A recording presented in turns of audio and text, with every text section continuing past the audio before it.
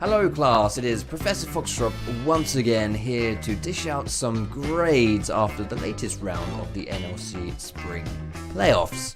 If it looks like I'm sitting on the floor, that's because there have been some significant cuts to the educational budget, but fear not, this has not interfered with my ability to give our teams some grades. So let's get into it. Our star student for the week, for the first time in NLC history, is not Los Ratonz, it is Nord Esports. Nord Esports went up against the Rats in a best of 3 that was very one-sided, which was to be expected, except not in the direction that we thought it would go. 2-0 against Los Ratonz, only the second time that Los Ratonz have faced defeat in the entirety of the NLC. They lost one game, one in all of winter, and now they've lost 2 here in spring. I have my question marks about Nord. You know, they played the entire of the seeding stage with a sub mid laner. No way is back for playoffs. I thought maybe, I don't know, some growing pains there. Might be a little bit hectic. But they proved me wrong. I clearly know nothing, and this Nord team looks like the real deal. They dismantled the Rats 2-0. They get an A+. Next up, we have the Ruddy Sack. Don Jake himself DM'd me calling me woke for putting Ruddy Sack in C tier last time, and that's fine. Educational institutions often are left-leaning. But this time around, they have earned a promotion. 2-0 against Bulldog. Got their long-awaited revenge. In the winter, it was Bulldog that knocked them out of everything. It was Bulldog that denied them a spot at the finals in Nottingham. But this time, things were different for the Ruddy Sack, and I thought this team showed a lot of potential, a lot of promise coming into this week. But finally, I think they're actually starting to live up to that promise. I'm really excited to see how this team can do up against Nord. That's going to be a banger of a series. Still don't think they were quite as convincing as Nord, and they weren't playing versus Los Ratonz, but they're still going to be A-. Next up, we have Venomcrest, which means that Los Ratonz don't even round out my top 3 teams for this week. Venomcrest, their series against DMG was honestly really impressive. I think this team took a little bit of time to really fall into their Danish clogs. But outside of game 1 versus DMG, which was just a complete, I don't know dude, let's just forget that one happened. They were clinical. All of their early games were superlative. In the first game they completely threw it away, but every other game was just, oh my goodness. They snowballed it to perfection. It was actually some of the cleanest League of Legends that we've seen here in the NLC. Of course, the real test will be if they can continue to do that against stiffer opposition. But from what we saw for them this week, I'm going to have to give them an A- as well.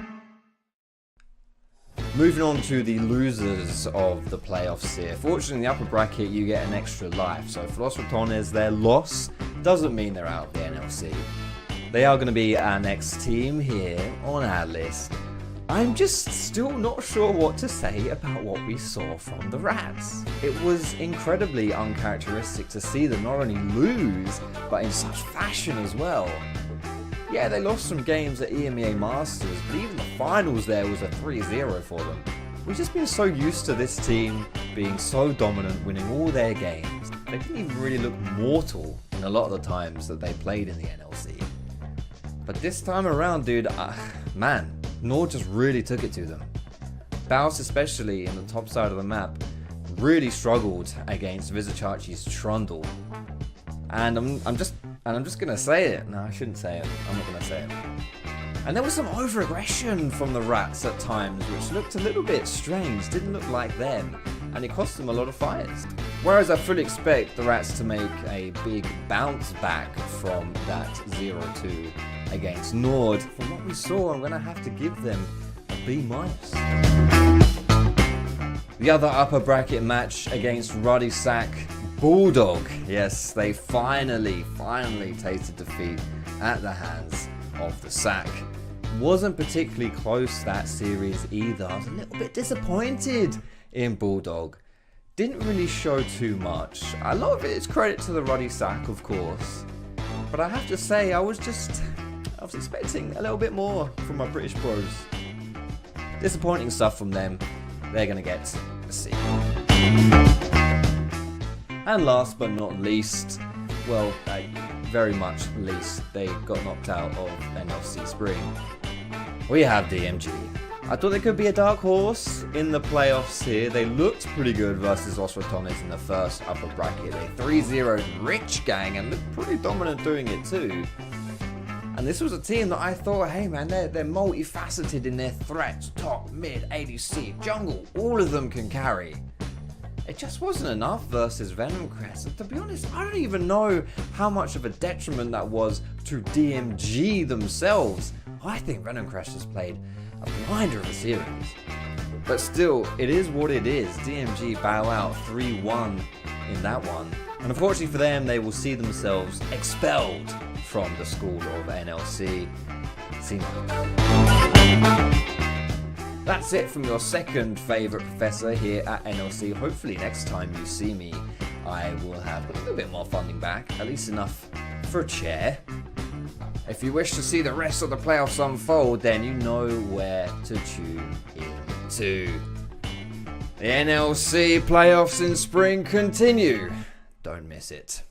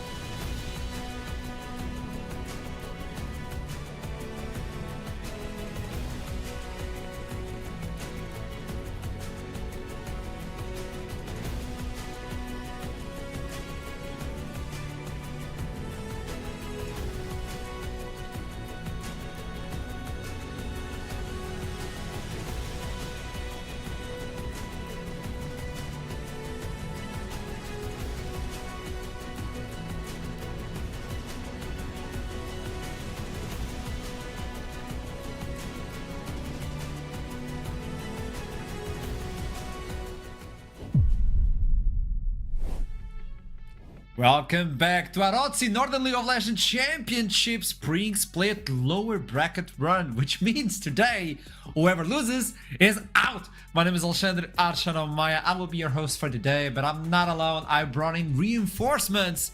It is Triple Link and Solari. How are we doing?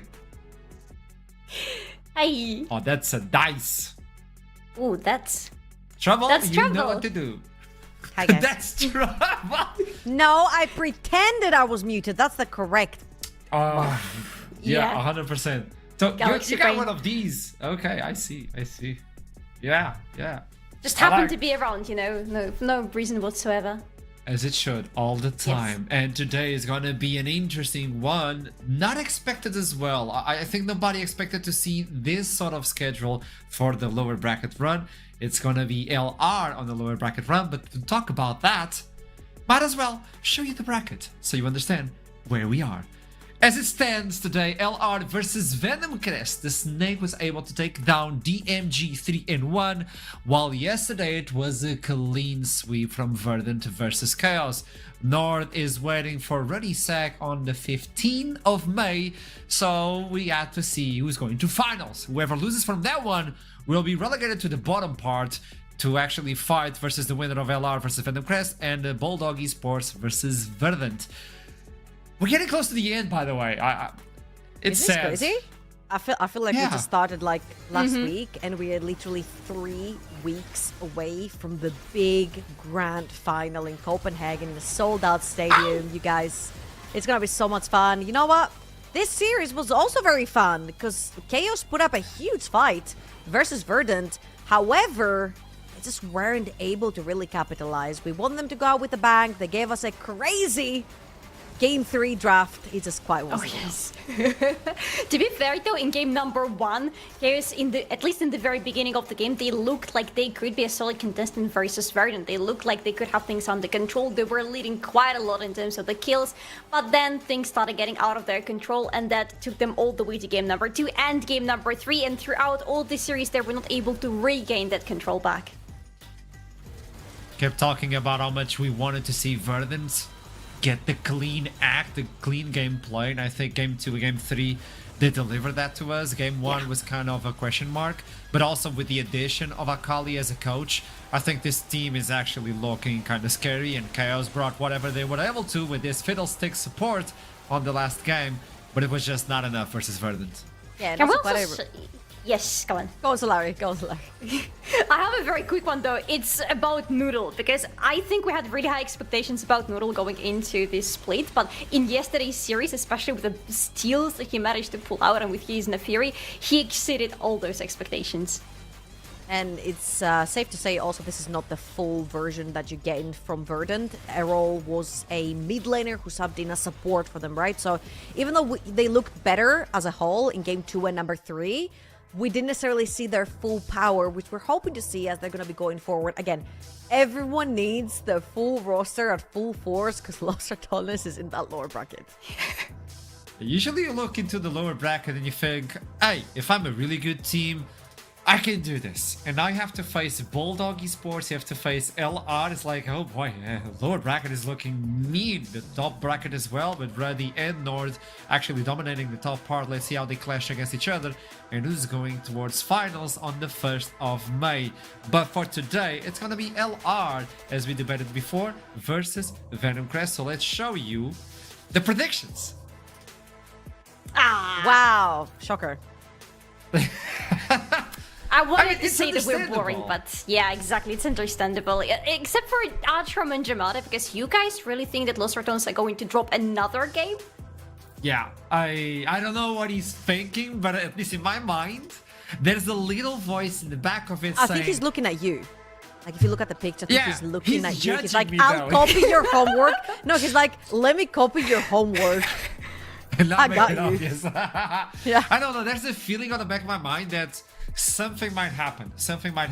Obviously, it's going to be a game. Venomcrest has a really good team, and I just think there's something in the mist.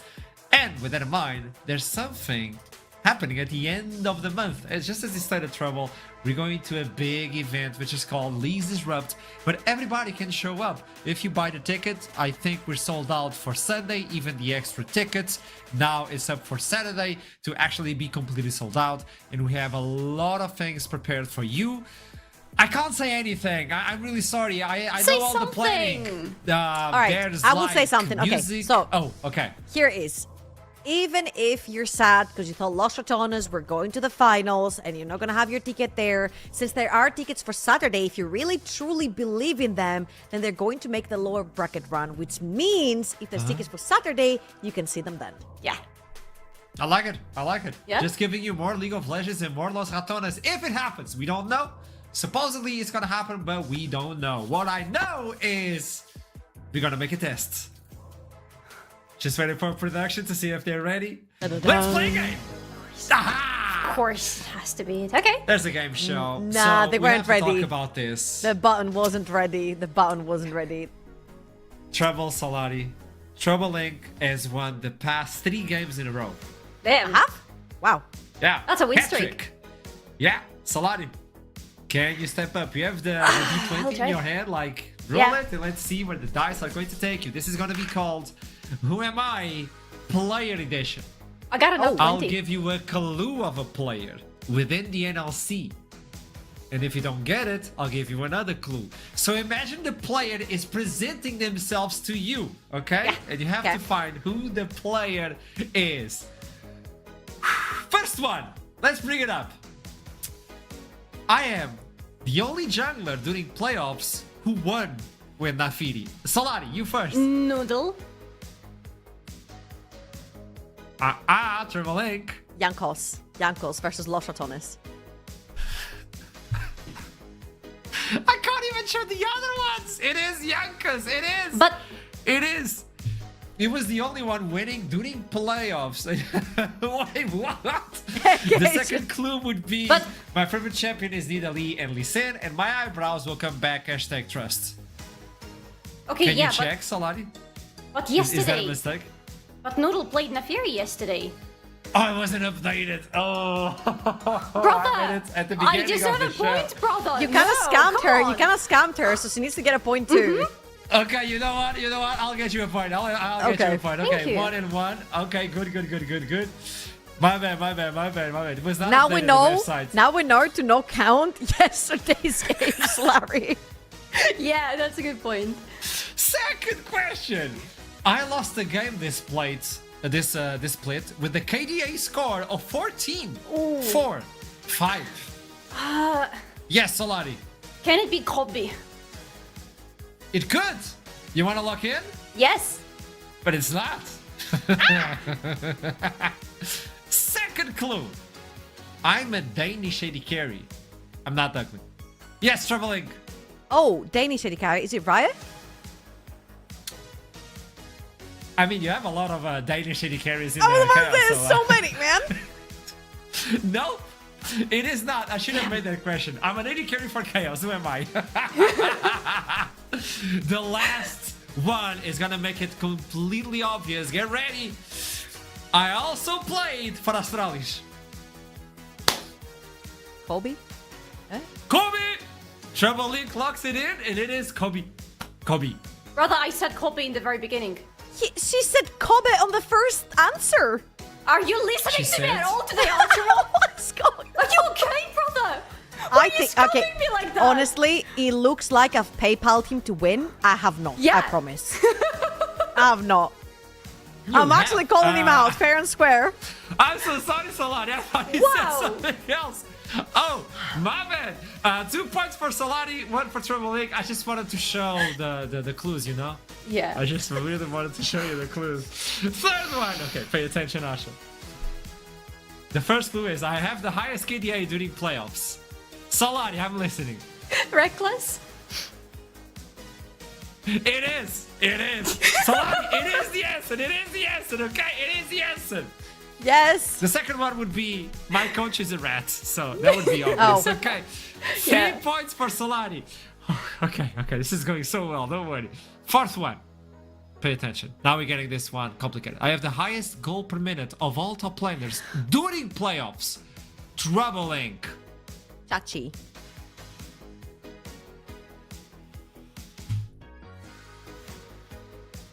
It is Chachi. It is Chachi. Who Wait, else? we're actually smurfing. Holy. Yeah. 3-2. 3-2. It's getting close. It's getting close. Fifth one.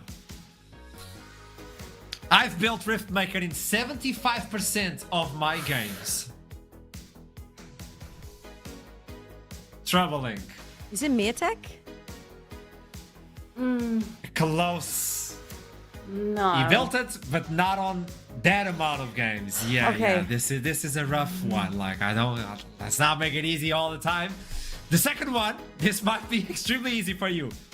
On me, my bad. It was Bounce. It was Bounce. It was Bounce It was anyway, Bounce, because it was Bounce. he plays AP top laners all the time. He just builds Riftmaker, like even when he shouldn't. It's fine. Every single game. He just missed one because he didn't have enough money to buy it. So yeah, bounce there. Hey, 3 and... It's a tie. It's a tie. And we it's a only tie. have one more question. Oh, so yeah, this that breaks is the gonna tie. fix Cool. everything. Yeah, keep in mind the last one is a team. Is a team. Ooh, with my team edition. Okay. During playoffs, I have the highest game duration, kills per game, and deaths per game. That can be a lot of them. Yes. Kills per game and death per game and highest game duration. Damn. Troubling. Venomcrest. Troubling. Hear me out. You want to lock it in? Yes, I do. The answer is incorrect. Can I Second clue.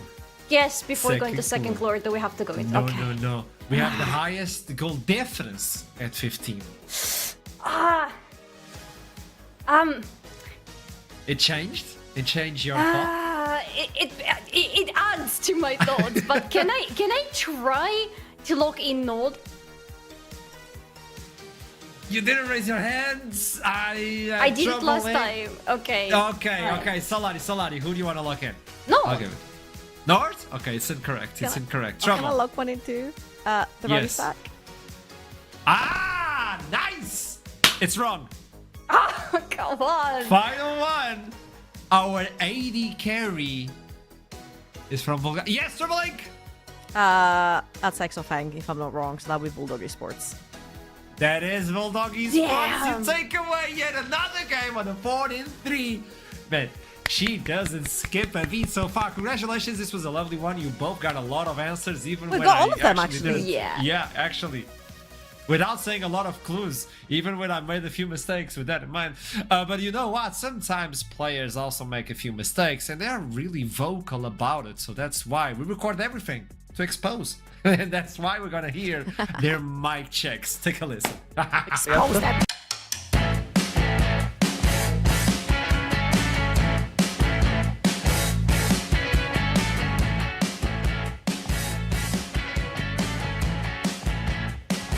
We not let him take the wave? Wait, this guy's trolling, no? Can we kill him? Yeah, just chunk him. That's fine, that's fine. Okay. Look why. Kill Victor, I can look on Ori after. Look Ori after. We can still win this, okay?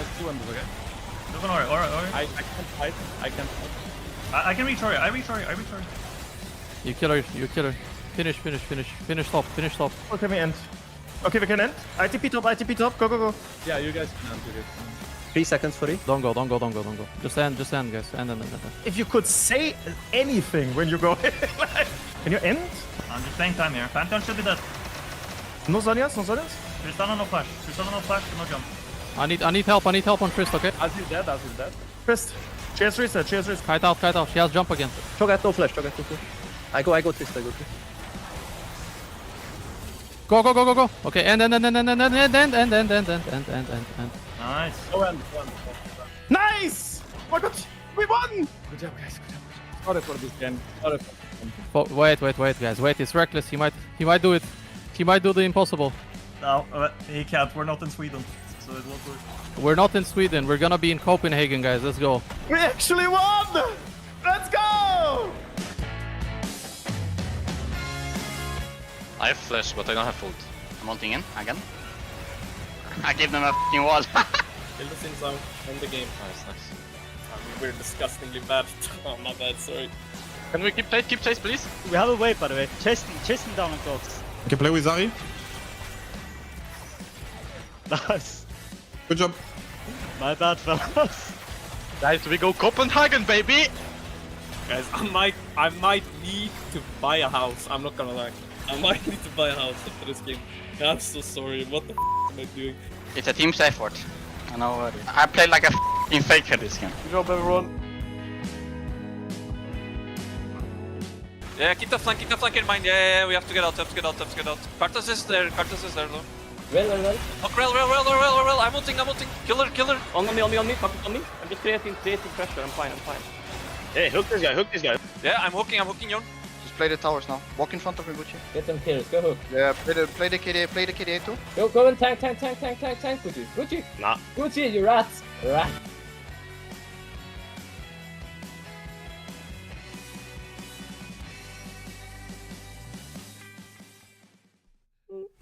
Bucci, And you welcome rat. I love it. We need more of this. We need more of these because they are so honest within the game, and we're not in Sweden. I just love that one. So good. And just because of that one, the first one you noticed, well, this is why we have the game of today. LR drops from the top bracket to face off versus Venomcrest on the lower bracket. And if Los Ratones lose today, they're out of the split. If Venomcrest make a mistake, they are out as well. Two teams clash one more time. Two animals. It is a rat versus a snake. I know people might think this is one-sided, but let's talk about it. What can we bring about this? Let's start with the snake. You're the only one on this desk who predicted there is going to be at least one game going towards Venomcrest. It feels a little bit unfair if you're raising this question to us. It's us who should be asking you that question. Yeah, Arshram, you do the analysis. Come on. You know what? No, Venomcrest, I see something in this team, and obviously when you look into the roster, you can look into a lot of names, but they've been playing around Kobe non-stop, and there's a why to that. I would like some help to explain that, but Kobe is an amazing AD carry and the force to be reckoned with. I mean, let's be honest right here. I feel like with Kobe down bot lane, it cannot go wrong. And I feel like also Wendell has stepped up massively to actually try and play more aggressive 2v2s, but not necessarily in terms of just we're engaging or we're disengaging. It's more about the fact to get priority down bot lane so that then Kobe can transition into that mid game and be strong. Particularly that Lucian game was super fun to watch. Lucian has been rising up in priority in terms of like the LPL and the LCK, and I cannot wait to see it being picked up again with the likes of Lily, not Milio or Nami, not Lilia. Not Lilia, maybe, please. Can I raise you another point, though? Because we're watching Bisgard dying right now on the screen, but actually he's the one I wanted to say some nice words about, because this guy has been showing to us throughout this split just how versatile of a mid laner he is, because we have seen him a lot on those enabling champions, helping the team out, of course, helping... I got lost there for a second. Sorry, I was talking about Niter. I'm looking at Bisgard for some reason, but I'm thinking about Niter. I'm so sorry. I got confused there with the names. It happens. We have Niter, though. We talk about him. And the point still stands to me, because in the beginning of the split, Niter did give me an impression of a player that is a little bit... limited in terms of the champion pool available to him. He looked like, you know, he can excel on some specific types of champion. Like, for example, we've seen that, if I recall correctly, Yone's, Tristanas quite a lot. But then the question was, can you play anything else? Can you be a good enabler? Can you be a good AP damage dealer for the team? And he has grown a lot. He has actually managed to expand his champion pool quite a lot, which is absolutely crucial when you're going into the best of fives, because if you're limited in that sense, you just can't survive through a series where the enemies are going to be panicking against you, taking away your picks. But here, it doesn't feel like Niter is limited by that anymore. We kind of look into this team, and we were building up the DMG, just as you talked about, and how good that team was going to be through the lower bracket, how much they were evolving.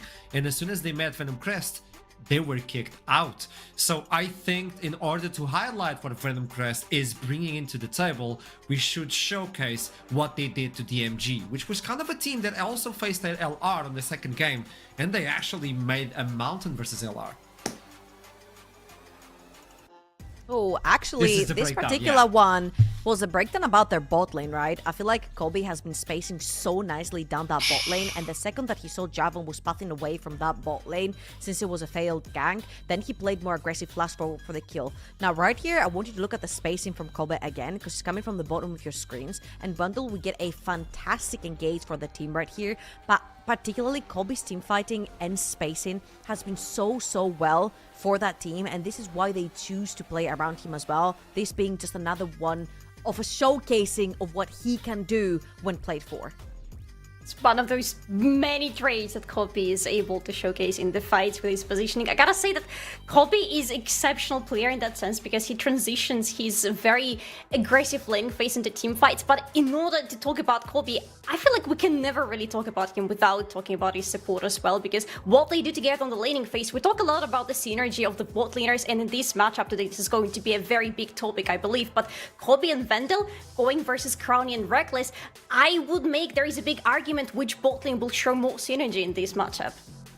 I mean, we talk about the bot lane, we've been discussing about the mid lane as well, but we need to get to know the entire team of Venomcrest. Yes. And if you actually play a little bit of RPG and D&D in question, we made a character sheet just for Venomcrests.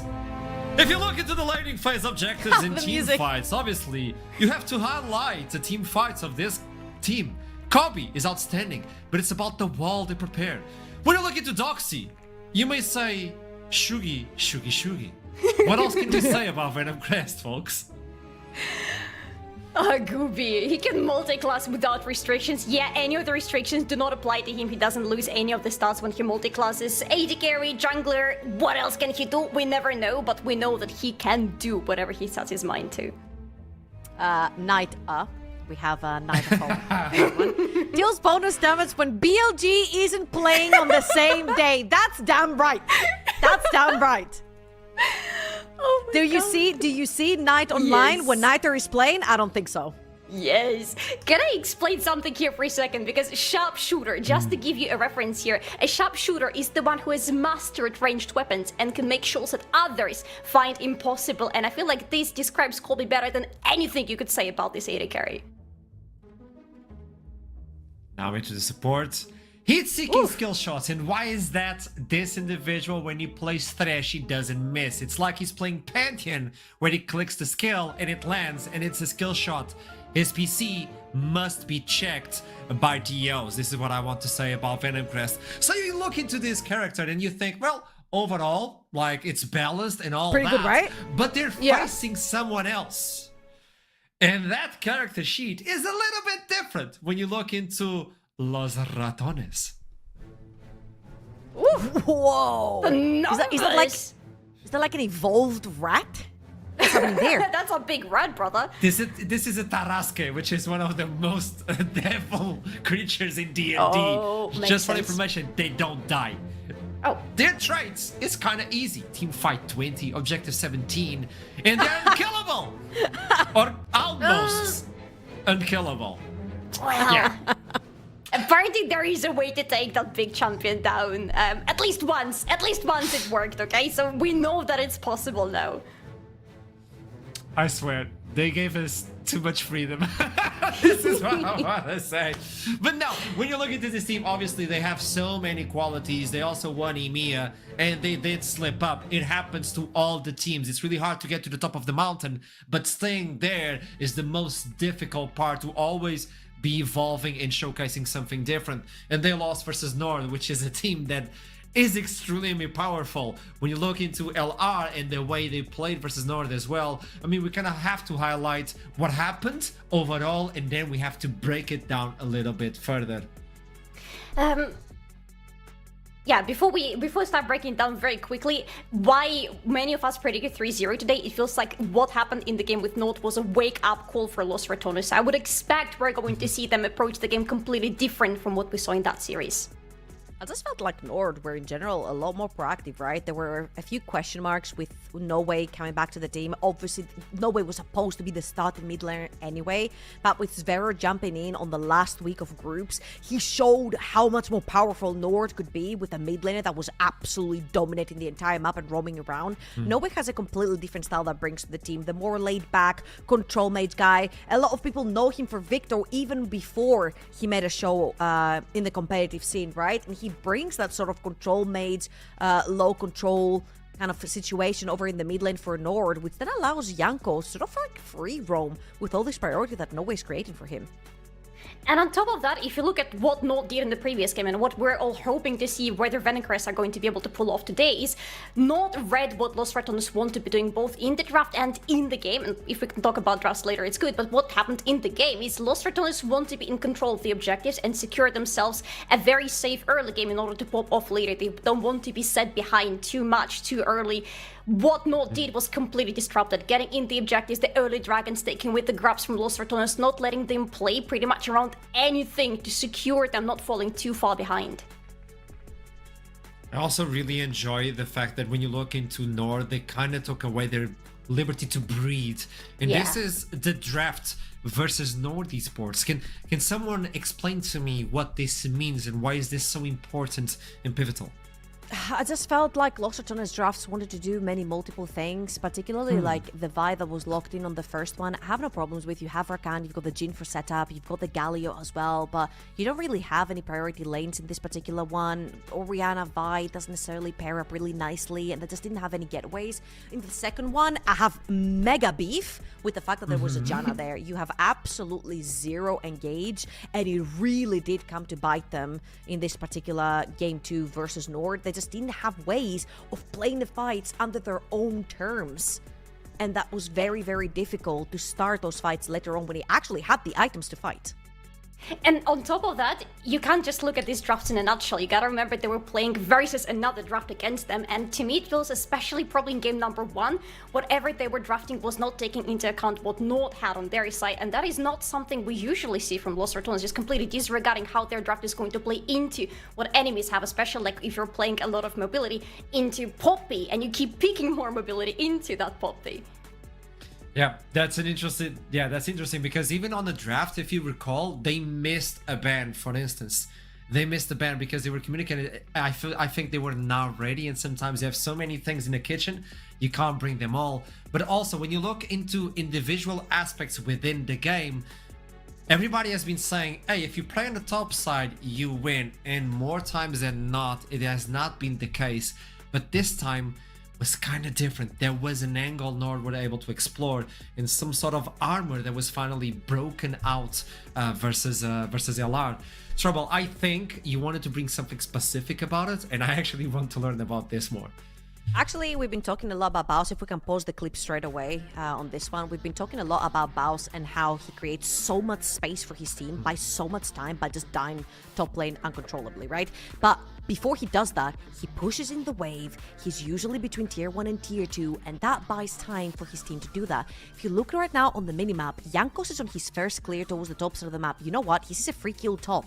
He doesn't have to waste any time, and then he can kill Baus and go to his Scuttle Crab. Meanwhile, if you look in the bottom, Velia is already doing Scuttle Crab. So as we play this clip through, you'll see that it doesn't really allow Velia for any time to react for a dive. The wave is not there for Los Ratonz, and Jankos is literally on his clear timer. So even if he doesn't kill him, Chachi does this for him a few minutes later when the flash is still down for Baus. Guess what? Jankos, second clear towards the top side of the map. Baus walks up to a level 6 Trundle, gets chunked. Jankos is there. Now pause the clip right here as well. This is where Velia has actually spotted Jankos in his own jungle. So you know that this Naafiri would be towards where Baus is going. Now this is where the Baus I know did not show through. The Baus that I do know would have walked through this control ward and tried to proxy the wave. He knows he's dying anyway because they did spot Naafiri. So we played this one through. The second he walks into this bush, he'll see the control ward spotting him, but he's not going to proxy the wave. So right here, not only do they get a kill, there is no buying time because the wave is dead even towards the top side of the map. So basically, they literally just killed Baus on just simple clear timers towards the top side of the map and did not allow LR the time that he usually buys them to make any plays elsewhere. Yeah. That is a worrying sign going into this series as well, because our eyes will have to be on that top lane, will have to be on Baus and see what he's going to be doing, because in the current meta, especially now as we're jumping into the new patch and the updated brief and everything, being a good frontliner is ever more crucial for the team. You need to be able to absorb as much health as possible into yourself to be that unkillable wall between your carries and the enemy's carries. You need to have a lot of health, you need to not be too far behind, and even if you are, you need to make sure that your team is getting something out of that as well. So Baus is not allowed to die for nothing this time. Especially when you have someone like the bot lane facing each other. These two, man, the damage per minute and the goal they bring, and also the kill participation. Kobe versus Crowley. Talk to me about this, because I think that's what our eyes should be glued throughout the series. Very quickly, can I just have your eyes on the second row here, damage percentage in the team. Colby deals the most damage in the team, and by far, by the way, within the team. So this is the main carry, while for Lost Ratonz damage is a little bit more fairly split. Colby is the absolute star for Venomcrest. And it's not only the percentage right here, right? If you look at the damage per minute that he does, that is on a losing team. Venomcrest did not necessarily do very well during group stage. They haven't necessarily been super clean during playoffs either. So the fact that he's pulling that much more damage than Crowny on a consistent basis throughout the playoffs for Venomcrest right here, it really shows that this is going to be a really fun bot lane matchup, actually. Like, Kobe is not like a... he knows Crowny knows Kobe. They both played in the LEC. Like, Kobe has played over in NA as well. Like, these are tier 1 80 carries going up against each other. They have the support of the supports, redundant, but they have. On one side, you have Reckless, and just as you stated on that B-roll, Randall has been stepping up massively. So bot lane should do the trick. Can Gooby actually follow Velia and up versus Velia on this new meta as well? Remember, those boots that LR have been using non-stop are no longer in effect, and they have to transition into something else. As they're being removed, we know that Nemesis has been using that non-stop, and Maokai as well. And Gwen being removed as well. It's funny how we see some changes to Gwen over and over, but she's still the strongest and the scariest champion. So my prediction is going to be we're not going to see Gwen getting played today, because it's a crime to let her slip through the draft. The one thing that I'm looking at right here, I have seen B1 Lucians over in the LPL, and I'm looking at Kobe and Wendell down the bot lane. Again, we said how they want to have a more of a dominant bot lane versus Crowny and Reckless, and I'm wondering if right here, with all the OPs open, like the Nafiris and the Rumbles being open, if they actually might prioritize something like this. The Sion as well, a pretty good takeaway out here from Baus. Yeah, and a pretty good pickup for Doxy as well. Just overall safe pick for the team, and overall a very safe first pick to open up the team. We still don't know anything about Venomcrest are going to go into, but things are like Gragas are still available for Baus. I would say taking away the Sion doesn't necessarily, or at least shouldn't necessarily hurt him too much here. It's going to be the classic Zinzao Talia, or it could be Vi Talia. Yeah. Just not Vi Oriana. I'm just saying. Maybe. Because we've seen that already, and that did not end well. And that was game 1 as well in the previous series. So yeah, maybe anything else. Ari would do very fine here as well, just fishing for more duo scenarios for Vi here. But no, we completed each was going to be on the mid lane, and we go with Volibear. Immovable Mountain versus Unstoppable Force. Okay, I do really like this. It's going to be 2 Titans over on the top side of the map. One a little bit tankier than the other. However, Baus on that Volibear top lane can actually really scramble with the Sion over in the early game. So they could potentially look for that. Now, the setup might be coming through for Kobe and Wendell on this Jhin. I'm not sure I'm the hugest fan right here with things like Misfortune and Lucian and all that stuff still being in there, but it's a statement. They already got the Sion as the first pick. Now they're also taking away Crowny's most played champion throughout this split. Venomcrest at least are showing that they have done their homework thoroughly, and they're taking Gragas away right now as well. Like, this is the Lost Ratonz picks taken by the other side. But you don't need to take Gragas. Like, Baus has already picked. That's another question. This is most likely a jungle Gragas. I'm taking it for Gooby right here to play into the Vi. And as the Kai'Sa gets locked in on the other side, I'm hoping to see a Nico ban from the set of Venomcrest. Again, Nico really does disguise the fact that Kai'Sa is a very strong range AD carry with not much wave clear, does struggle in lanes, that stat checker like the Genes, the Misfortunes, the Viruses and all that. So I'd like to see a Venomcrest ban on that regard. It feels like, I don't know if you're getting the feel that I'm feeling right now, but it feels like Venomcrest maybe are not necessarily looking into the first game as the game that they win and secure, you know, they potentially going further into the series, but the game is that, yes, they might lose it, but at least they're making sure that the potential picks for Los Ratonz are getting shrunk, because they're either banning out or taking away all the picks for Los Ratonz, and then Los Ratonz are going into what we've seen them pivoting as their second bests throughout the split already, with like Kai'Sa, for example, for Crowny has been the second pick pretty much always after Jane if it's not available. So I don't know if there's some mind games here, if I'm reading too deep into that. We've maybe. seen that before. You broke the draft. Great, Arsha. Thank you. Solani! No, not you. It's not No, you. It's no. on Arsha. Oh, okay. I'll take it. I'll take it. Also, I was wondering, like, don't you take the rail as soon as possible? That Gragas was actually confusing to my mind, but apparently Jamada called the Gragas pick on the caster's desk. So when I throw to casters, I don't want to hear initialize. I just want to hear Jamada shed some light into this. Initialize, you're banned. You're banned from communicating I until support that message. Jamada explains this. I need more info. So we're still waiting for any information regarding what happened during the draft, so we can restart the draft. And apparently the picks should be as they should, as they were picked. The bans, we still need some information. And yeah, it's being remade. Okay. As soon as I have more information, I'll relay about it. Don't worry, don't worry. But it's interesting when you go into these picks and you're taking away picks from Bounce on game one. But are you comfortable playing those sort of picks and into the composition that you're picking as well? What is the synergy between those champions? And when you see the Volibear and the Vi as well, I still think both of them are kind of flexing on each other, because you know Vi can go into the top lane. So yeah, but tell me.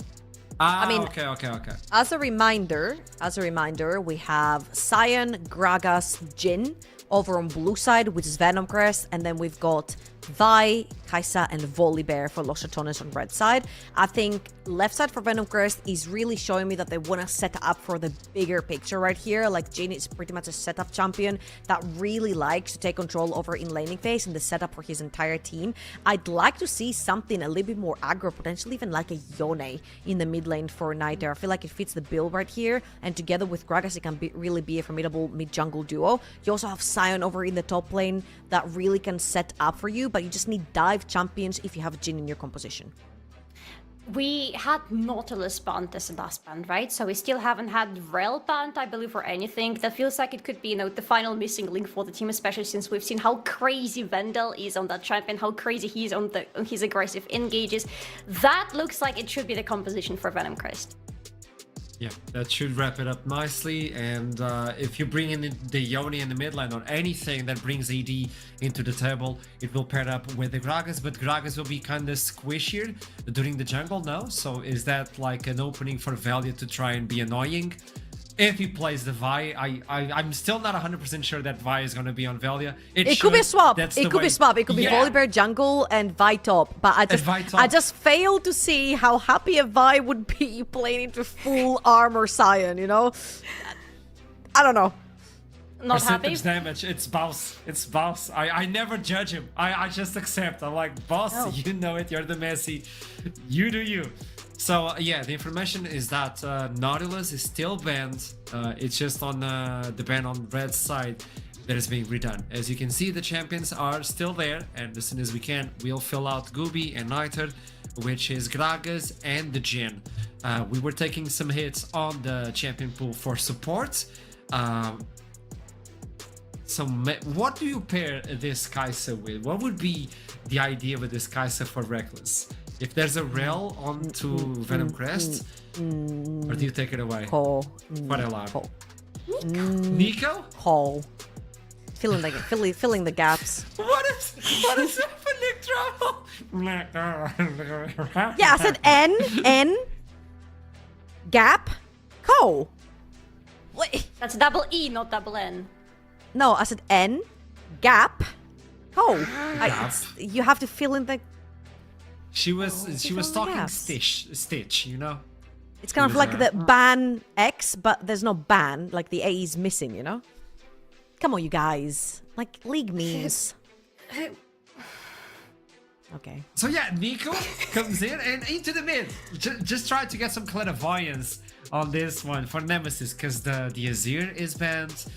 We know he can play pretty much anything. You also talked about the Talia and how interesting that would be. It kind of stops Gragas at its tracks when he wants to engage. With that body slam, you have to use the casket to get some originality. Tell me something. Honestly, considering that we don't only have Vi, but also Volibear, would an Orianna for Nemesis make more sense on the mid lane? That's a question to Trouble, because you have a lot of thoughts about Orianna and Vi usually. So would adding Volibear here change anything? I actually am a huge, not big fan of Orianna, especially with this like Sion and Gragas. I think she's going to struggle really massively here, unfortunately. I think there's two routes you can go about. You either pair it up with Talia, which has been banned out right here. You either pair up a super strong mid-jungle duo, or you play with aerial support for Vi in terms of having the Hui. However, knowing Nemesis, his Azir has been taken away. You could also go towards the route of a Syndra, right? And play for Syndra Vi or Syndra Volibear, whichever one it is. I feel like a very strong mid-jungle duo is going to be huge for the set of Los Ratones. You blind pick your mid lane right here, and then you R5 your support, unless you're really sure. Okay, it's not the Nico, it's gonna be the Rakan. Okay. It's comfort for Reckless. It's still, to me, it still works here as well, because you want to have additional engage on your support here.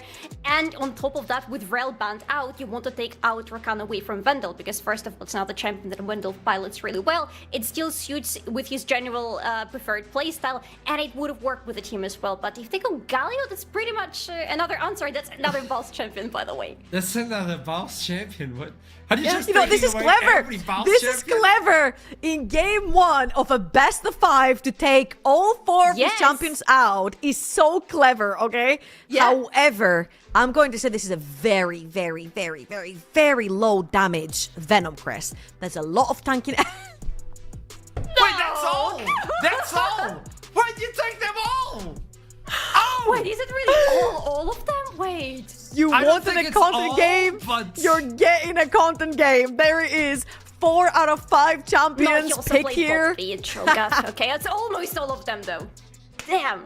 I'm telling you, mind games from Venomcrest. That's what we're going for in game 1. They're actually doing it.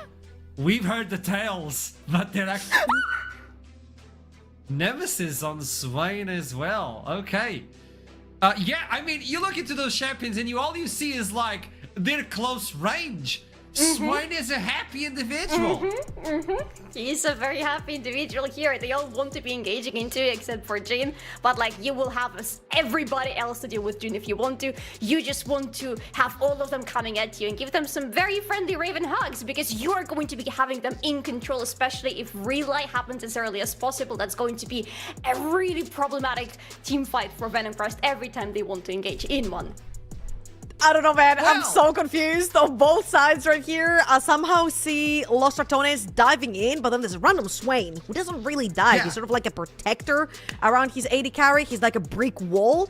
But then Venomcrest, I'm throwing my hands up right here for Venomcrest. I just think this is like a content game. Take all Bowser's champions out and then take them on the reverse sweep. Like, good for you, man. Like, I mean, that's a strat. You have 5 games. You have 5. That's a strat. Yeah, how deep is Bao's champion pool in general? Not much anymore. Let's find out. Let's find out on game 2 for game 1. Good luck, casters. They cooked.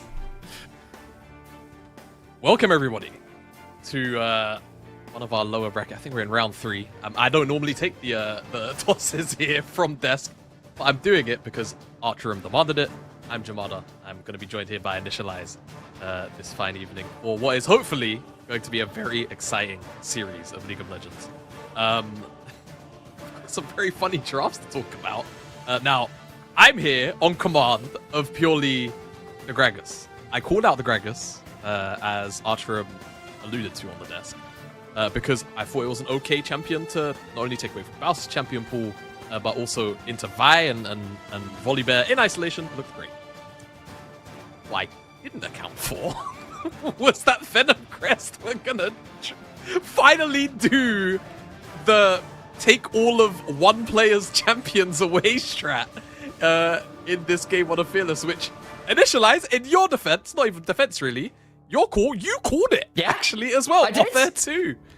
Because like I won't. This was about 3-4 months ago, so this was in Winter Split. But I remember chatting with some players, and there was some legit thoughts coming into LR series by saying, well, what if we just picked 5 Baus champions in game 1 in the Fearless? Well, what happens in games 2, 3, 4, 5? Yeah, game 1 will be a bit weird, but I actually think, yes, it's a bit of an awkward draft, but I think it's a playable one for Venomcrest, and this has seriously diminished Baus's champion pool now. And hell, LR have picked a flex for Baus, and the fact they've got the Vi and the Volibear too, so they've not helped themselves either. No, they've not. I mean, you know, in total here, we're looking at 6 champions out of Baus's champion pool from game 1. Which, I mean, hell, what does that leave? Cho'Gath? Quinn? You know, Poppy, maybe? Poppy, I suppose, is an idea. yeah, like it's not a deep pool to say the least anymore. So we'll see how this game, you know, unfolds to be correct about it. As you can see right now, Invade going on from Venomcrest, and they're sticking around for a long time too. Yeah, they have stuck around fairly long. Are they going to try and split the map here as well? Might be a potential angle. There is that ward from LR on the blue buff, so they've had an idea about what's going on. It does like currently Velia's not that interested in defending his own jungle. He's going to start on his own Raptors. Yeah, that he is. We'll see where Velia goes. This is, I mean, they're going to do the Scion strat on top of this. This is fantastic. This is so prep. This is great prep from Venomcrest. Okay, so Baus is going to be left alone, obviously, in isolation.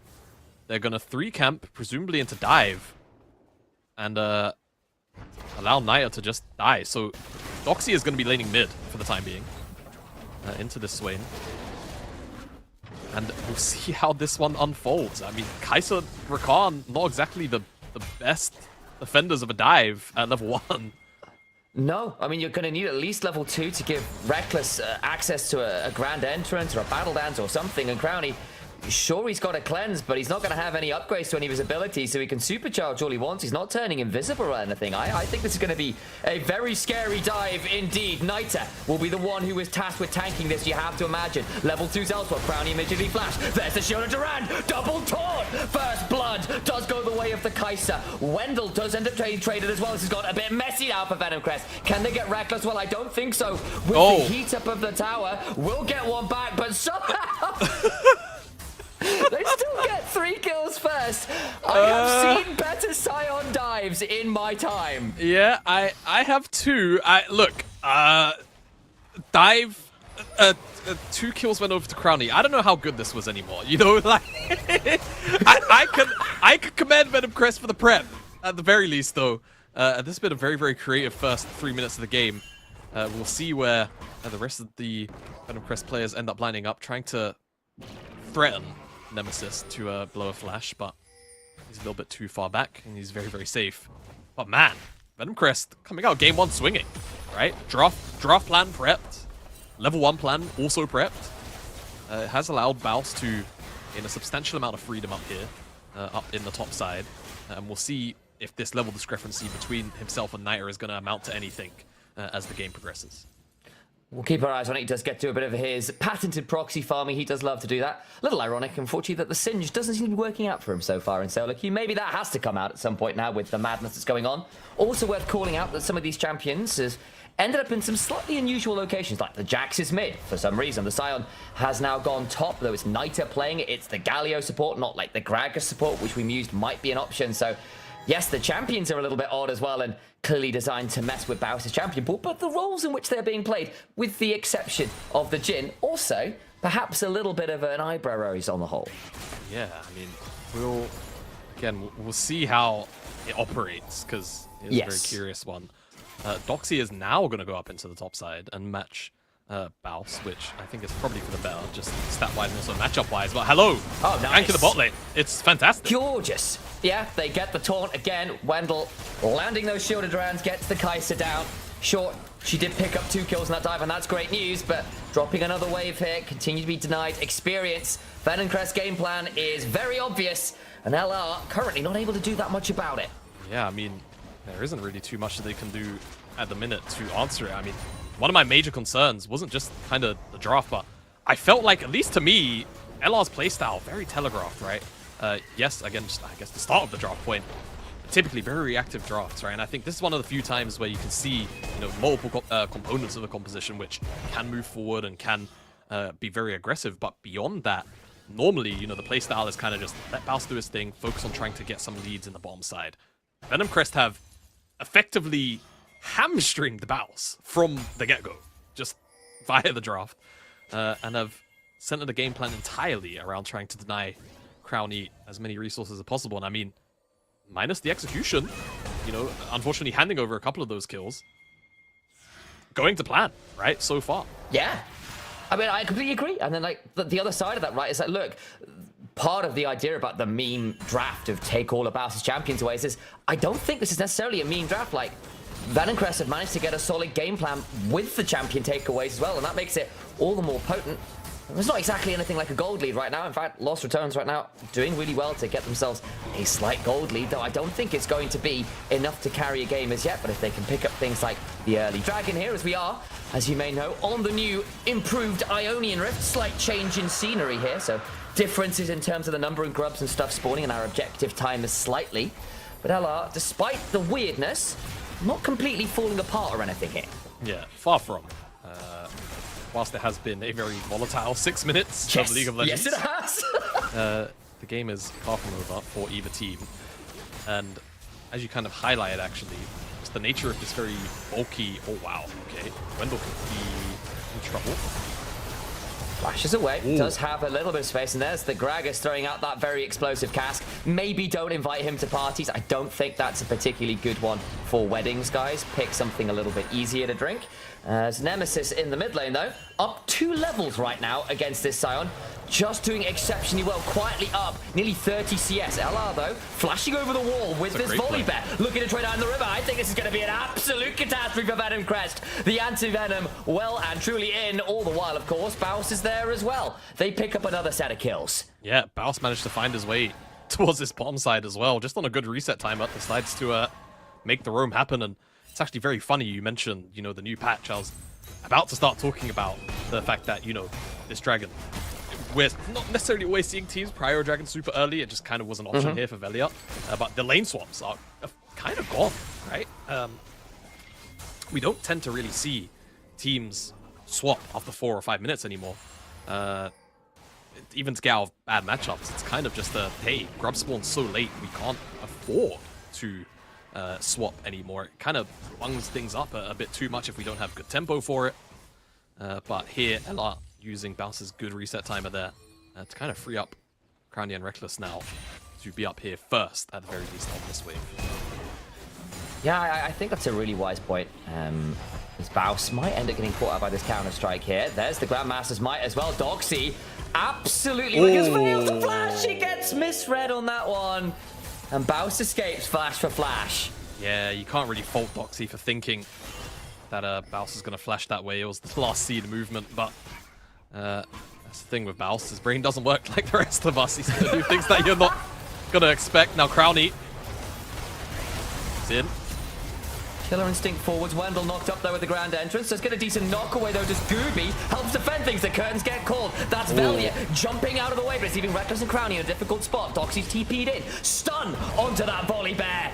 And he might be pierced with a few thousand swords in that skin. What's a giant stone statue fist to the face afterwards as well. It's the Scion that picks up the kill. Grubs have just spawned. There are only 3 now on the current patch. And Venomcrest will be claiming them, courtesy of that kill on the jungler. Yeah, they have been buffed though.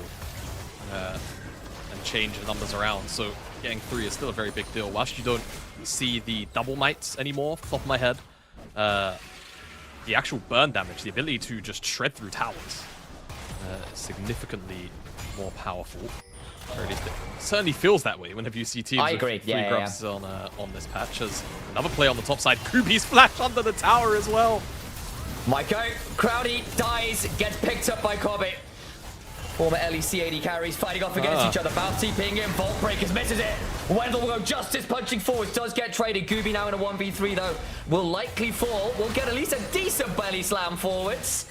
But not enough damage there to really claim anything else. A double kill onto Bouth with a solid TP. Niter will at least claim a plate or so. Bot side looking to do to Bouth what he's done to so many other people. Yeah, I mean, it's just a complete bloodbath. We're 12 kills deep, Yes, 10 minutes in.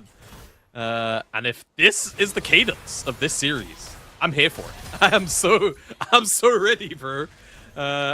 We'll see how many kills we're able to rack up in this one. But one thing that is undeniable, kills aside as well, is that LR have still managed to etch out an overall gold lead in this game, 1.5k. Practically, all of it sits in Bouth's back pocket. Oh my days, yeah, it does. So we'll see how he's able to utilize that lead. I'm sure Foxy's not going to have the most fun of times without a Triforce into this Eclipse of Eye as far as the trades are concerned for the immediate future. But if Baus isn't able to get involved, right, without TP, without good, reset timers, I think Venomcrest can find some positives in the 4v4 because that is where the rest of the game is still even. Was keeping an eye quietly on Nemesis as well, who is doing what Nemesis tends to do, which is farm incredibly efficiently, still leading against that Sion very happily. Crowny gets shoved to the wall, double body slam will cleanse back on out, but in comes that Sion, a little bit too little to save the jungler as the team comes flying on forwards, gonna curl the curtains, or call the curtains, I'm flipped my vowels around. Regardless, Volibear gets a double, and Venomcrest overplay in the river, Lost Ratonz way faster to respond. Yeah, that they are.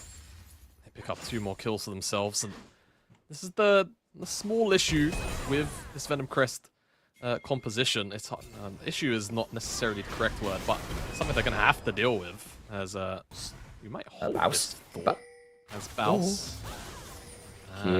Was being charged. I got wondered there. Hang on, overcomes Gooby. Baus now in danger as the blast go, and I think he could well be dead here. Does Gooby have enough range with a body slam to get over? What's the cooldown on? Gonna go looking for him as Baus. I think he might just get away with this. To turn around, you know, like again, Baus's brain doesn't work like the rest of us. He's a little bit too smart for us at times. Such an unorthodox fella. So fun to watch. But yeah, is able to evade shenanigans. Because I mean, in fairness, who's ever gonna walk back there? Lost Ratonz. Whilst those shenanigans were going on post that big body fight in the river, did pick up that second dragon in the game. They did. And we are going to get Mountain Soul on this rift. So, very, very impactful, honestly, for both of these teams, with the amount of melee champions in the game. And just frontliners as well, if you want to... I mean, to me, Swain might as well be a melee champ, how he plays with his ult up. Very big deal, getting those resistances in. So, Venomcrest would love to try and get a couple of those dragons before... a soul is on offer as early as 10 minutes away. You've got Baus, right? He's going damage on the Vine. No tanky stats, no bruiser stats. But now he's got Mountain Soul. Does he need to, right? He's going to get them from just having a Mountain Soul shield. It's fine.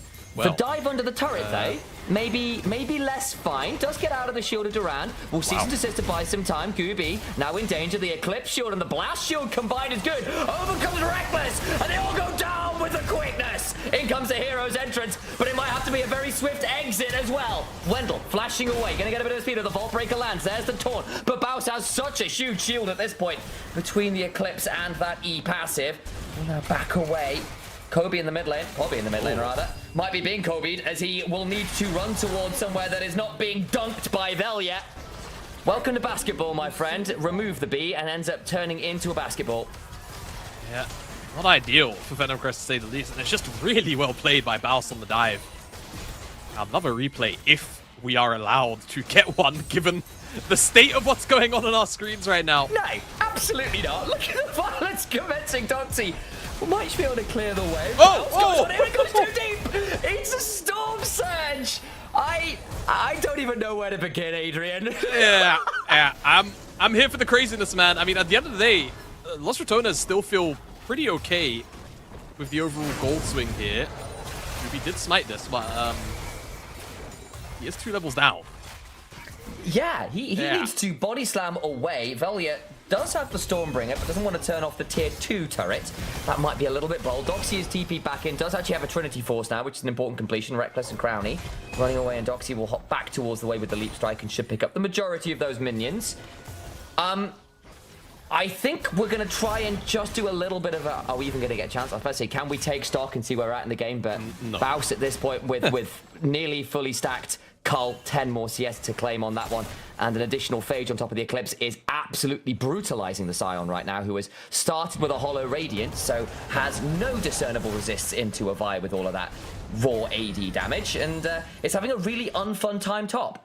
Yeah, we'll get better, obviously, with time. And one of the nice things about Scion is he's very a low economy champion. As long as he's able to actually get last hits over time to stack up the Soul Furnace, he gets so much extra HP that all he really needs is just flat resists, right?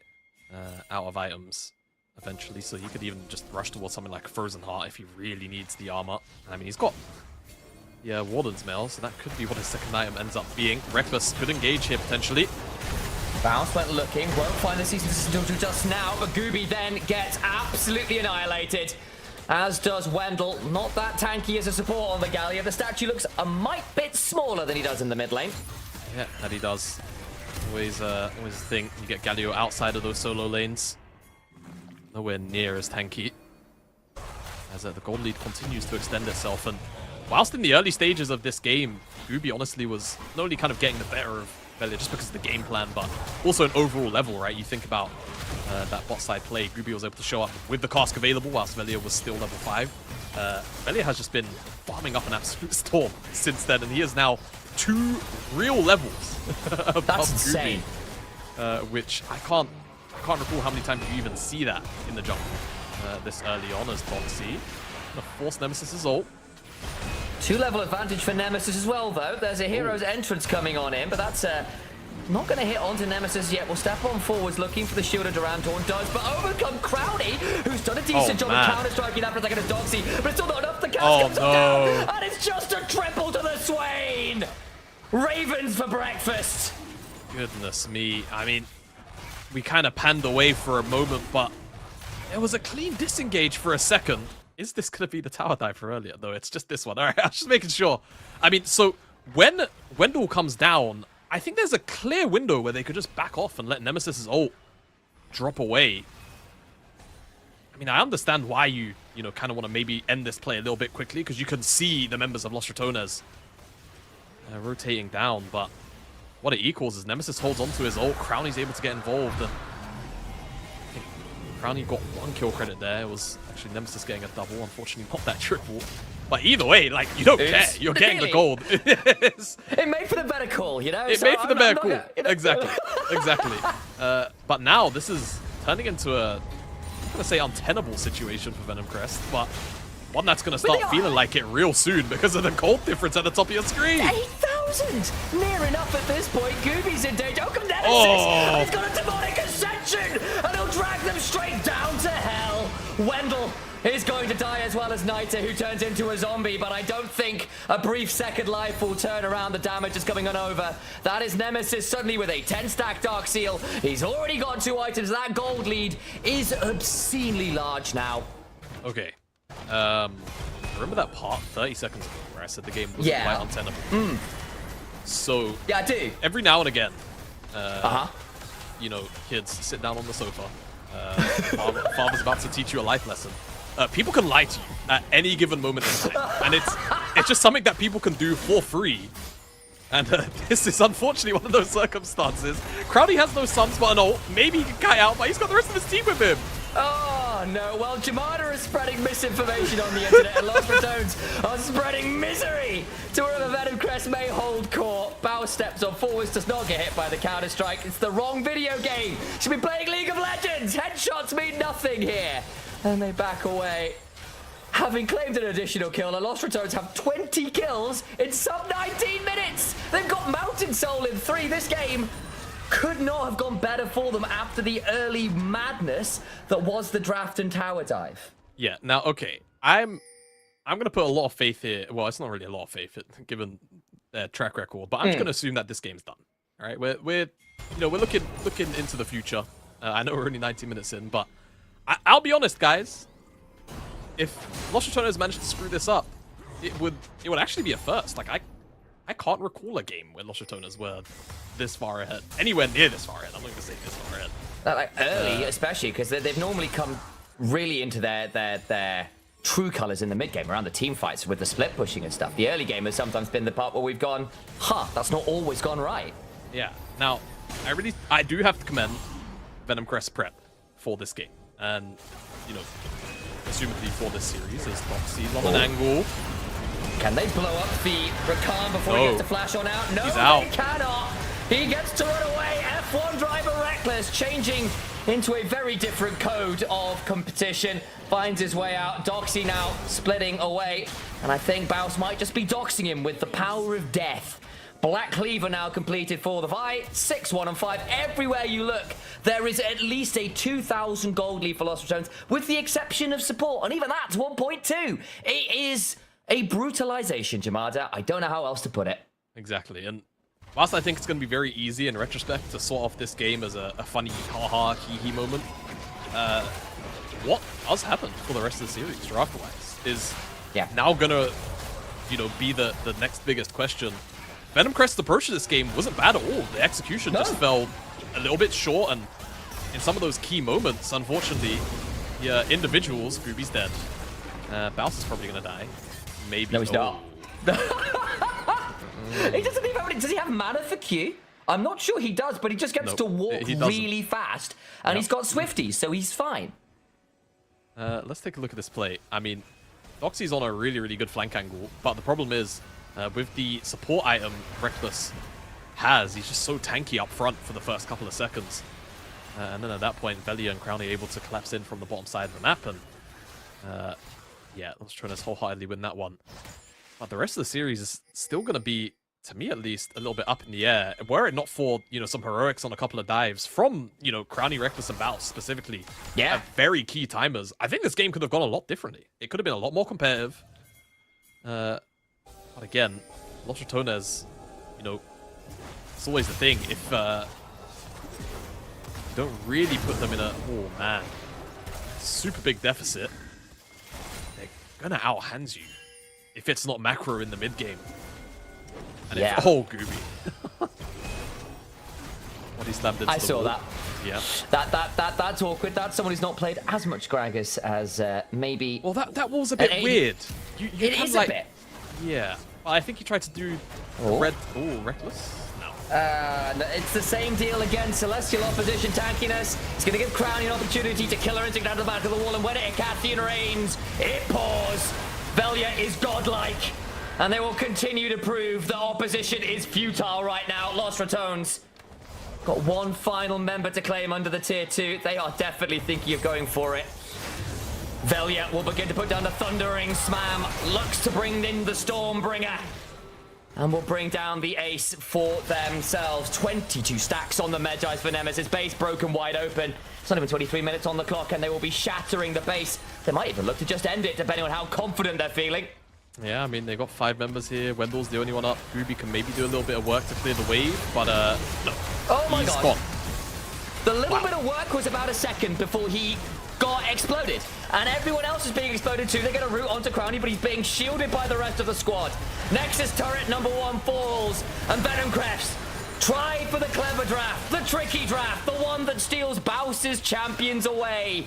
They go for the early dive, the prep is there. And the execution, well, it was a guillotine in the hands of Lost Ratonz. They play with their food at the end of the day. But despite the weirdness in the draft, despite the plans, they mean nothing in the face of Lost Ratonz' golden hands. They claim gold, game 1. Gold 1, I think they're slightly better than that one, I suspect. All up in Challenger, if I'm not mistaken. I hope so. Yeah, what an entertaining game number 1 to this series, and I can only really commend again the very particular prep that Venomcrest came into this game 1 with. Were it not for, you know, some execution shortfalls and honestly just strong responses from Lost Ratonz, that could have been a very, very difficult and weird game to play out. But too much freedom to Baus, too much freedom to Nemesis. You know, when it really push came to shove, ended up getting outplayed in some of those key moments. That they did. And speaking of key moments, Des, do you want to try and break that one down? Because it was a wild old game. Try is a good word. Try is a good word. Love it. Well, Venomcrest are down 1 game versus Allowed after their take on the Champions Select.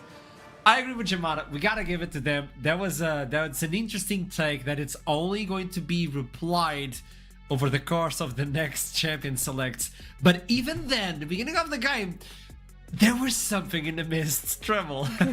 You know what? This was so damn genius, man. Like, we chatted with the Nord guys from Winter, and they were like, yeah, so we were thinking. Yeah, you were thinking? Venomcrest did. They took 4 of his champions. Los Ratonz took another 2, and now they'll have 3 bans for game number 2. So this is gonna be super fun to see what Baus is gonna end up with over in the top lane. And actually, so Live, you want to take this away? It started pretty confidently good for Venomcrest, even though they butchered that dive. It wasn't a tale that was supposed to last for long, but yes, it definitely did start very good for them. Especially, I think the first 2 kills on Crowny is where Venomcrest peaked in this game, because those were some pretty important kills and they looked confident, and it looked to us like Venomcrest could maybe found their footing in this game because they were grouping a lot, especially with Goopy teaming up with his mid lane, with top lane quite a lot. But after those 2 first kills, they kind of lost the grip of this game. You know what? So Larry said something really funny. She's like, this is where they peaked. That was 2 minutes into the game. 2.5 minutes. They peaked at 2.5 minutes. And then it went downhill from there. I feel like I kept seeing a group of Sion, Gragas, Galio just kept going at it over and over and over and over again.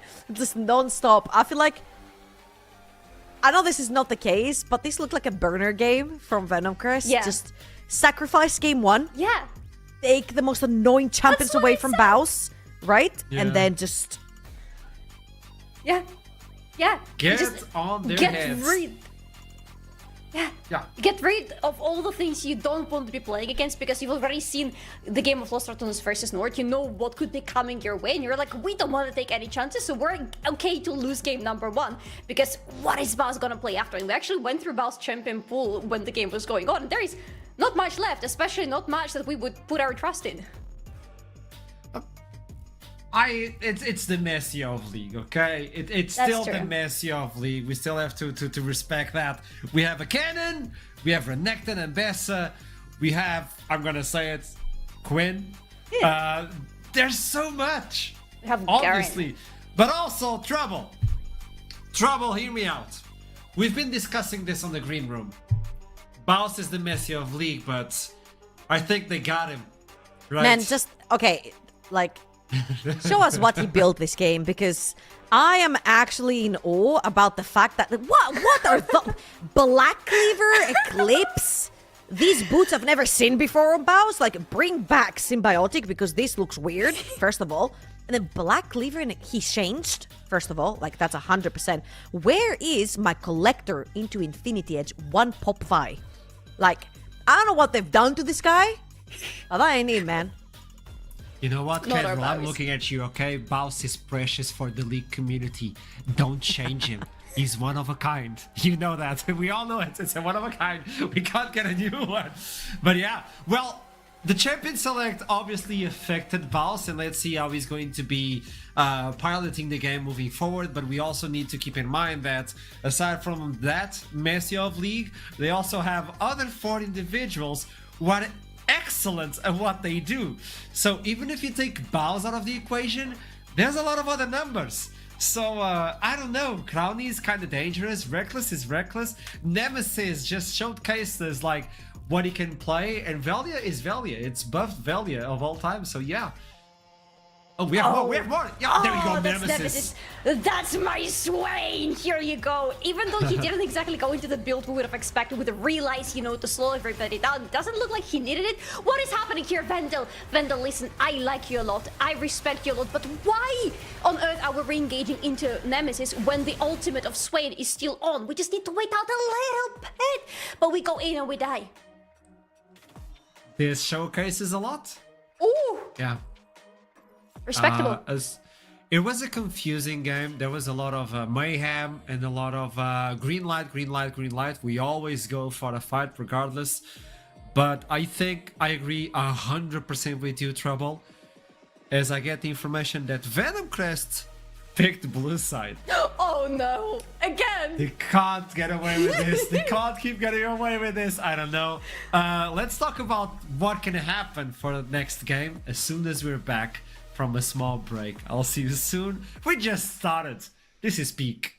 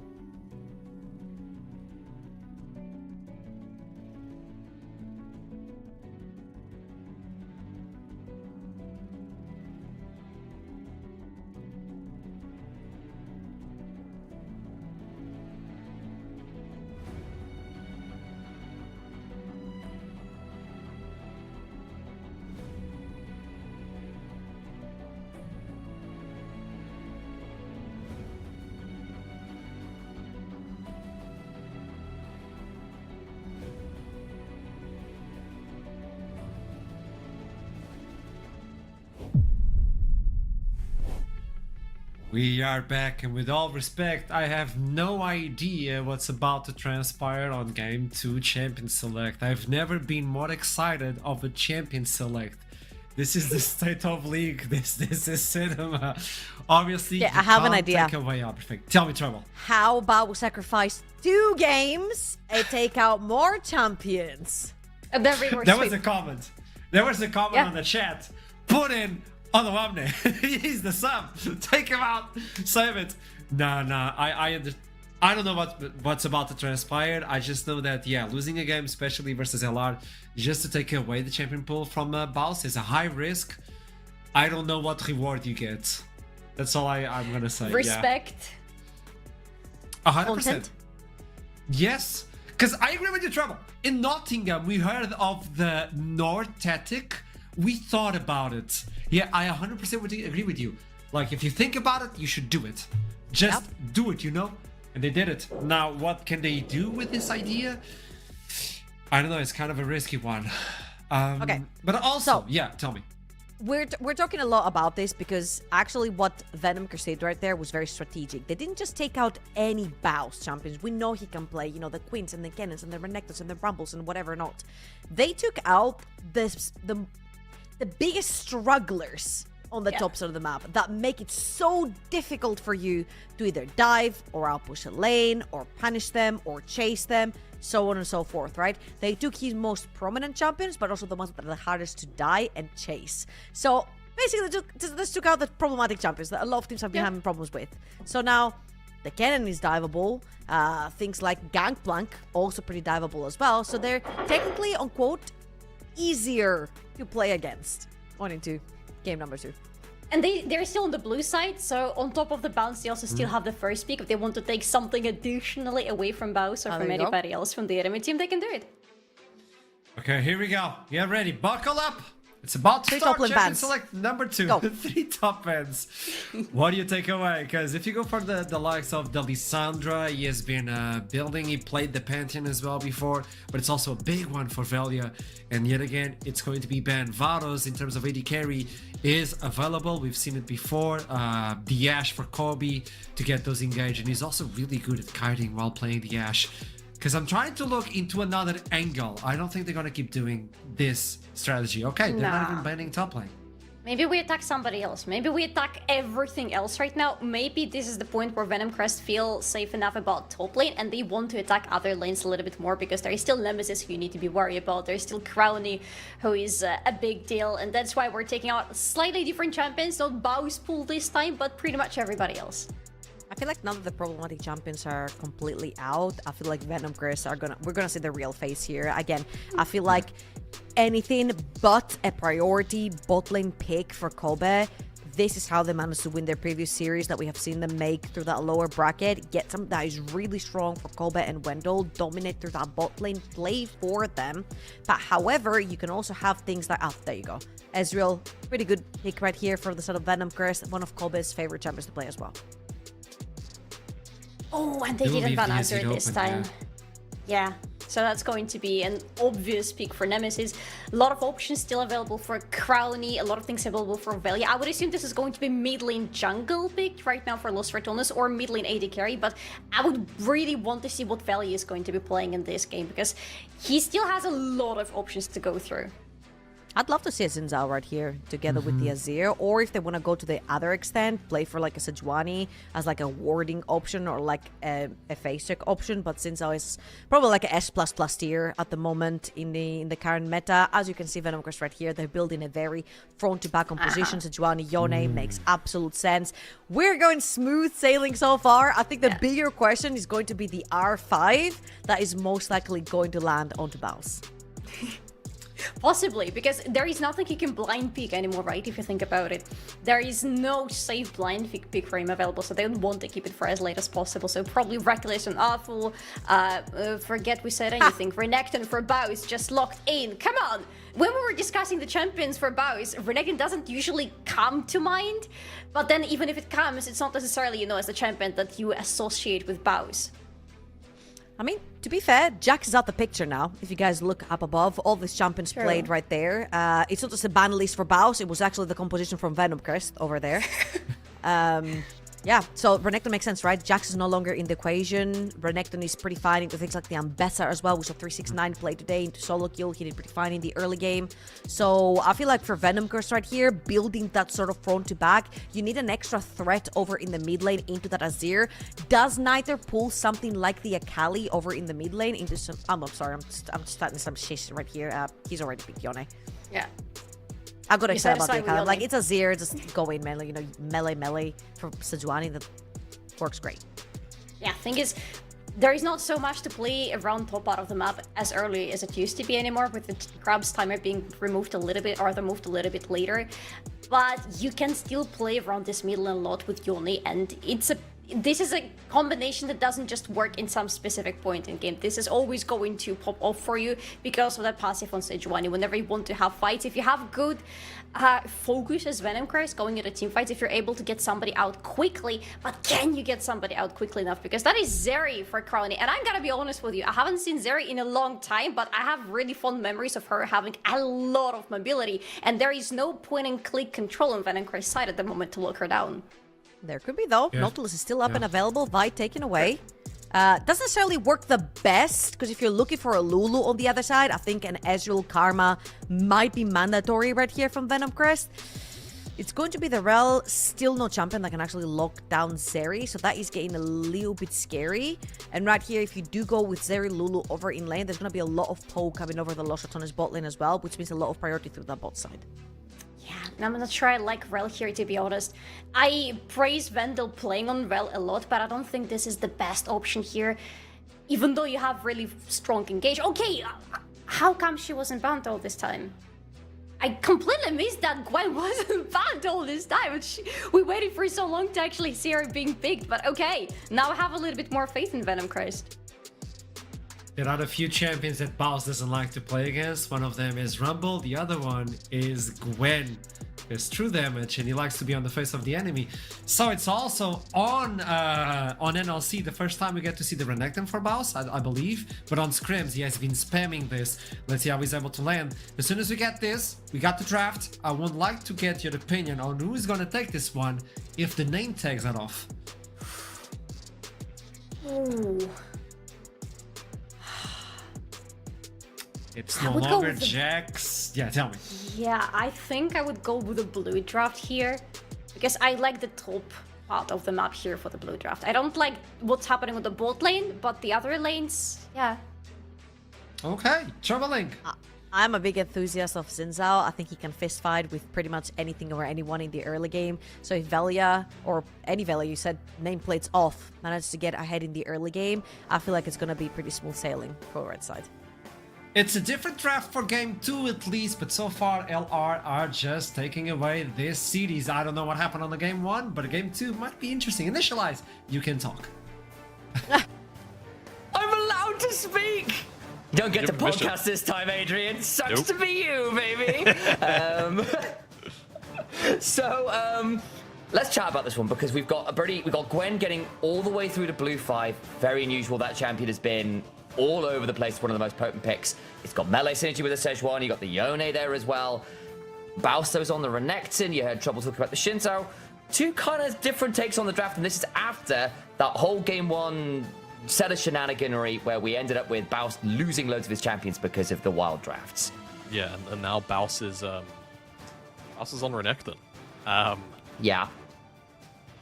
I can't say I've seen him play it. I think I've seen maybe I don't even know if it was a scrim game. It might have just been a solo queue game. Yeah, I think I've seen some scrim games, I think, but that's been about it. So I can't judge Baus's ability to play this champion because I've seen very limited tape. What I do know is that Noxy has played a fair amount of Gwen throughout career, and it's probably going to be relatively comfortable in it considering it was just meta. So to touch on that point you were talking about, making it to blue 5 is probably going to start to be a little bit more common. Gwen got hit with some perceived pretty significant nerfs. Yeah, I'm a little bit torn. I think this champion still does Gwen things, to be honest. I agree. It's just not OP anymore, right? We'll see how well Dox is able to navigate this lane. My expectation would be that Renekton is still able to kind of, bully his way through a lane like this in the early stages. And then, after an item and a half, 2 items, that's really when the Gwen starts to come online. Otherwise, I think these two compositions, very versatile, can kind of do a lot of the same thing if they'd like, or very different things. For Venomcrest, they've got 2 very strong side laners, but also 2 solo laners that are very competent and capable of showing up to team fights and really wrecking face. Whereas with Los Ratones, the ability to side lane, yes, just not to the same efficacy of a Yone or a Gwen, but certainly can play front-to-back team fights. Oh god, yeah. Very, very well. So we'll see how the compositions line up once objectives start to spawn, but for the time being, it's just going to be junglers starting on their blue buffs, pathing away from one another. Gooby will not be pathing towards Doxy on this first clear. So whilst Baus might have had his champion pool abused in game 1, his side of the map is not going to be abused in game number 2. Unless we see some real weirdness like level 3 shenanigan ganks top, that has kind of fallen away from the meta a little bit over the last year or 2, really. It feels like you end up giving up too much pace in the jungle. People get invades off pretty easily at that point. It gets pretty scary to do that. No, we are long past the days of Lee Sin and Jarvan level 2 ganks off red buff and running bot, but Velia is still going to look potentially to punish the Sejuani's pathing by going for this Raptor invade. Yeah, speaking of red buff and running bot, blue buff and running to Raptors, anybody? It's Not bad for Velia here. And like you say, we'll interrupt Gooby's clear. I mean, he's probably got enough time as well to do this red buff. So he should get away with this pretty scot-free. This is a huge invade. Yeah. So much value. You may not... I mean, Gooby is going to come on over. Is that going to be fast enough, though? I don't think it is. Yeah, no. It will be. Oh, Gooby's queued over the thing. He's going to walk around. Now, here's the problem. Even if Velia gets... Yes, he's level 2 still. So, Gooby isn't going to check this bush. Velia's going to do some solid... He's going to do some solid snaking. And he's going to walk out. Minus the cardboard box. What cardboard box is wearing? Exactly. What's that? Where did Shinzao get that skin? Yeah. He's made his way onto wolves, but Gooby's going the whole way, and he's gonna find him too. But that small wolf gives him 3. So now Shinzao should be able to fight. The problem is Gooby can. He's got smite. Gooby has smite. So dead. And then Q out. Yeah, fantastic. Wind becomes lightning. Audacious charge. 3 talent strike knockup. Red buff, remember, still on Velia gets the Conqueror stack, but Nemesis now coming on over. Gooby is now very much on the wrong side of the map. Over comes Wendell, but so is Reckless here. Flash up, but pulverize. And the cow brings one down.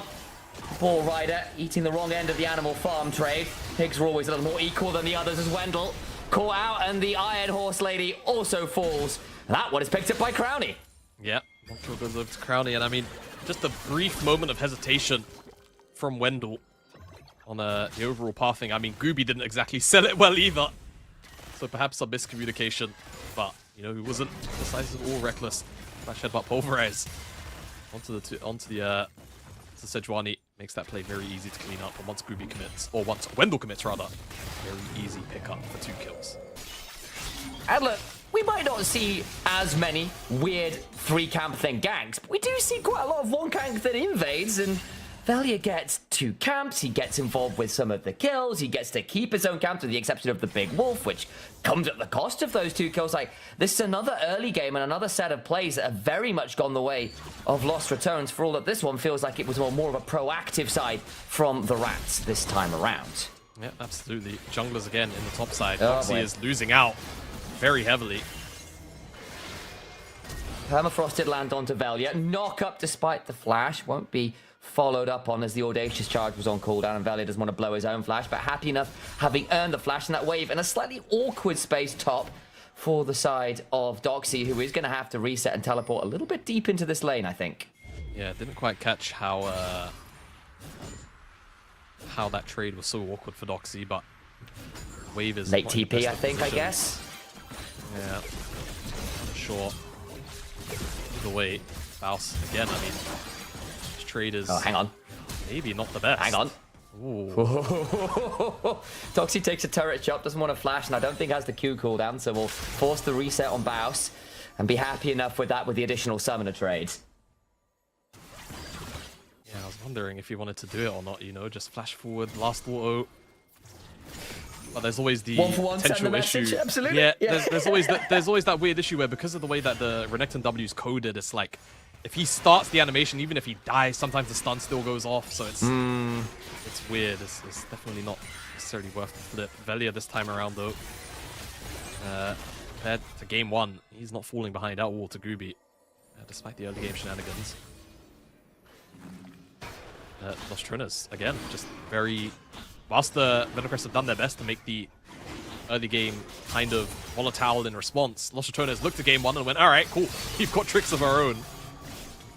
Velia sends the invade, and it does feel like it's thrown a little bit of a spanner in the works for Venomcrest so far these opening couple of minutes, and the end result after everything's shaken down is Dragon is going to be picked up first. Foxy is going to give up this wave.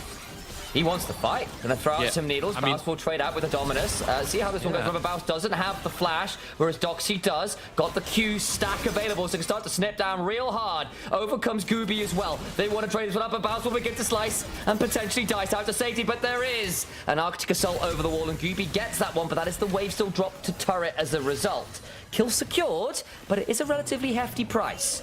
Yeah, it was a really hefty price. I mean, Doxy pretty much missed, you know, a wave and a bit just for getting what effectively boiled down to an assist here. So whilst Baus does die, the proxy is denied, he's still kind of down in XP and actually technically down a little bit of gold, right? Like, it's only 100 That's gold, but at wild. the end of the day, like, it's still the fact that he's not got a lead off of that doesn't feel the best.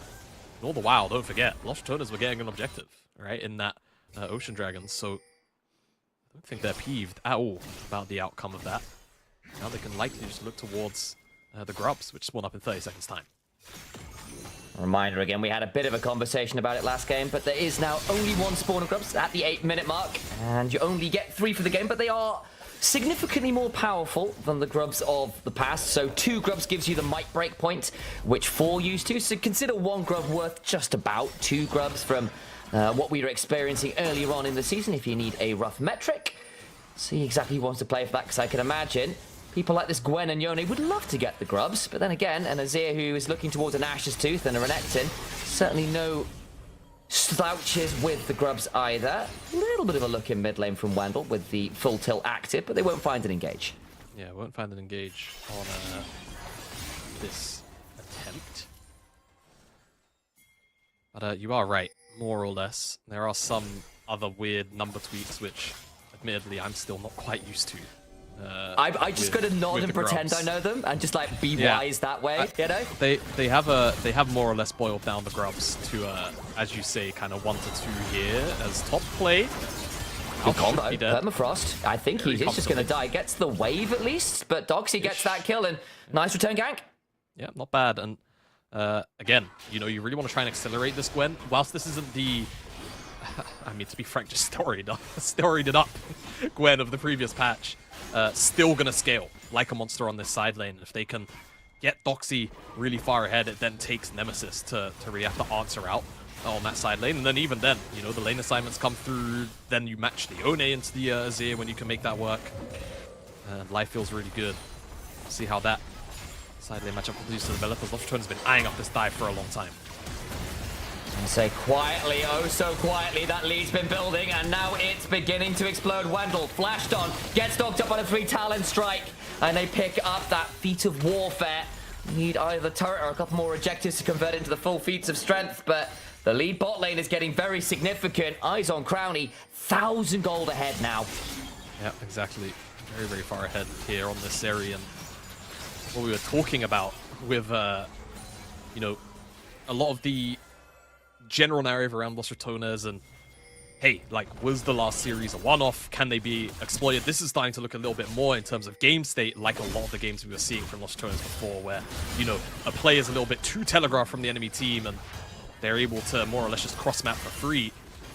QB is on to Bouse. He's Almost. Almost. I saw what the angle was. It's another wave drop to the turret, though, to try and make that play happen. And Bouse got away with that as Gooby slightly mistimes the blast cone. Yeah, but it's like, you know, he got away with it, but it's like a police officer without, like, handcuffs, you know? Like, she wasn't able to lock him down. He just like, he literally goes, look over there, what is that? What? And then he just runs the other direction. Like, quite literally the oldest trick in the book. Gooby's not going to be able to get his way onto that red buff, and he's going to see Velia go to the get a blast cone? Did he see him smite? He's waiting for Night up. Oh, he's not waiting for Night anymore. Knight unbinds his soul, seals the fate as well. There'll be a permafrost angle to try and make this one work as Velia burns his own ult. Gooby now in a spot of danger himself. Still got a long cooldown to wait on his Q, but they can turn this one around and the needles come on over. Nemesis now here, looking for the shuffle. The Emperor's Divine onto Gooby must be an option, but instead he flashes away and Doxy now in danger. Gooby's got to run for the hills. They kill off Doxy. It's Bowser gets that Hex Flash over the wall to look for Gooby. I think he needs to execute now because otherwise he's going to run into Reckless. Oh, surely he can't get away with this. No. Just go for the no. His way. He's just pulled the bounce. Man. All right. Well, you know what, man? Fair play, Gooby. Can't hate that one. Completely Tom and Jerry his way out. Fantastic. That's all for now, folks. Yeah. They don't make cartoons like they used to anymore, man. You know, just random stuff going. I can't say I watch cartoons anymore. Like those kind of like. There was a halcyon era of like the 90s and 2000s where everything was on like Cartoon Network. You could get it on CBBC on a morning as well, and you had like things like Yu-Gi-Oh and Dragon Ball airing at the same time. It was the best, man. Maybe I'm just nostalgic for my own childhood, long since dead, but you know. Could be. Could be. But it was a pretty awesome period of time. Well, typically Japanese media finding its way onto those That's very true. onto those channels. But that away, Lost Returners were able to secure their second dragon of this game, and it will be Mountain Soul again. And, Naya should be fine, but might find himself having to flash maybe. Velia has got the ult available just about, but there's still a Q3, so the Mortal still gets that one. All the while the Nemesis brings down Wendell, shut down onto Velia, but a flash on forwards to get the Emperor's Divide despite the Permafrost coming.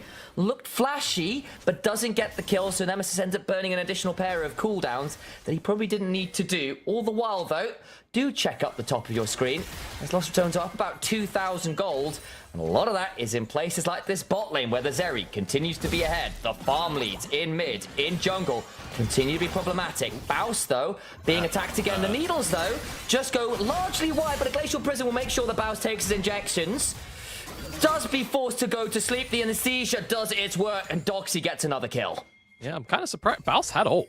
I just decided to not use it in that little exchange. That was quite strange. But hey, Venomcrest, not fast at all. They'll get their cross map. They'll play off the back of what happened mid. And a little bit of gold will be traded. Now Naya held onto his flash the last time. He's going to be able to hold onto it this time. Let's see, Lost Trainer is really trying to put him under a little bit of pressure here in this mid lane. Someone who has been under a whole bunch of pressure is Kole and Wendell in this 2v2.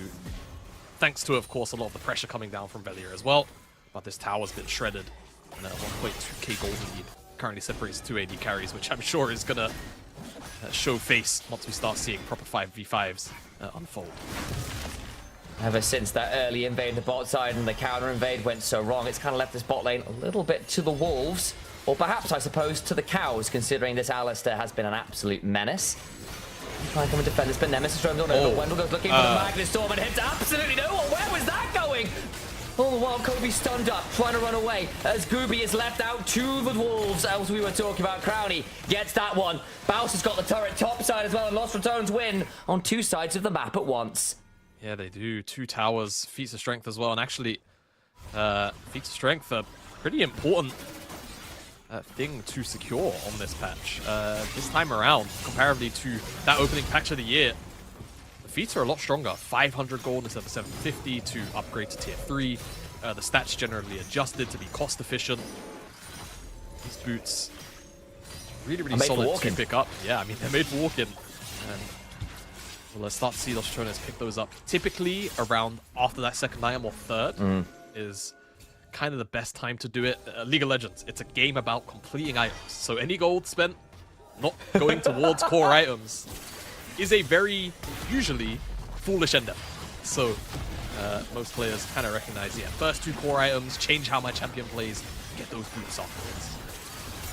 Very significant. Sometimes you do things like steel caps, rushes, and all those kinds of things. The move speed can be valuable, but look at people like Ezreal. They really want that Muramana after the Trinity Force. 2 item spikes on Ezreal has been a talking point pretty much as long as League of Legends has been a game. And Lost Returns, it's not been as explosive as last game, but they are definitely building a relatively impressive lead here. Over 3,000 gold ahead. They're nearly 4,000 gold ahead. And those second items are not long in the distance. This Renekton as well, despite being 1 and 3, despite being behind a little bit of CS, is still nearly even in gold. Bad to cash in a call. Still got the turret Baus. We were worried with the champion pool issues. Is kind of track right now. Yeah, he's not doing too bad at all. Renekton, at the end of the day, the floor to play this champion is not particularly high, which I think is a very important thing when you say your first timing. But somewhere out there, you know, my guesstimation, a very strong email to you. my guesstimation is that Baus has not played an extensive amount of games like he has on other champions. Like it's not like a Sion, right, where it's like put his whole career into this. Exactly. So being able to pilot this champion in this kind of setting, very important. And again, the kind of ease of access to the floor level of gameplay, very important. And Baus has done a pretty good job so far of that. Though, as we praise him, not really his fault. Was a mistake. Gooby just That's, well, Gooby just stuck into that bush around a whole bunch of LR vision. And it's a solid pick from Venomcrest. So, good job there. What will it get them? It's going to get a couple of hits on this tier 1 on the bottom side and also a teleport out of Nemesis. Hang on. Try and secure this third dragon. This is a good angle for an engage! The Ferromancy crash down on the Magnet Storm forces Crowny to flash away. Sorry, cleanse away. Doesn't need to burn the flash quite yet. Kobe burns the barrier. Velia now split off from the team. Going to be potentially run down. Remember, Soul Point would have been on the line. That was what was spawning. That's why Venomcrest were looking for those picks. Velia doesn't have a wave to get to. Nemesis has rejoined with his jungler. Nita, though, got the Q3 available. Finds the knockup. Throws out the Spirit Cleave. Velia will pop his Crescent Guard and stay alive. Gooby now in a 1v2 of his own. The double knockup, but the jungler dies! Venomcrest, you had the man advantage and you're still losing it! There wasn't even a lightning crash on this area and she still finds the kills. That's just frustrating to watch from Venomcrest. Just gotta make your mind up, lads. Pick a way to go. But they're kind of split. I think Wendell and Gooby, I'm not sure what it was, but they ended up kind of taking a very awkward path to chase down Velia in comparison to the rest of their companions on this journey. Yeah, Reckless just a great double knockup. The turn is very easy to do for Los Ratones. So the third dragon will go over in what really was an incredibly advantageous position there. Squandered. Squandered is the term for it, I think. And now you're looking at, you know, those 2 item spikes we were talking about. Zeri's got him. The Wild Arrow is fully stacked at this point alongside that Hurricane. Zeri, about officially certified, I think, here to steal an LCK turn.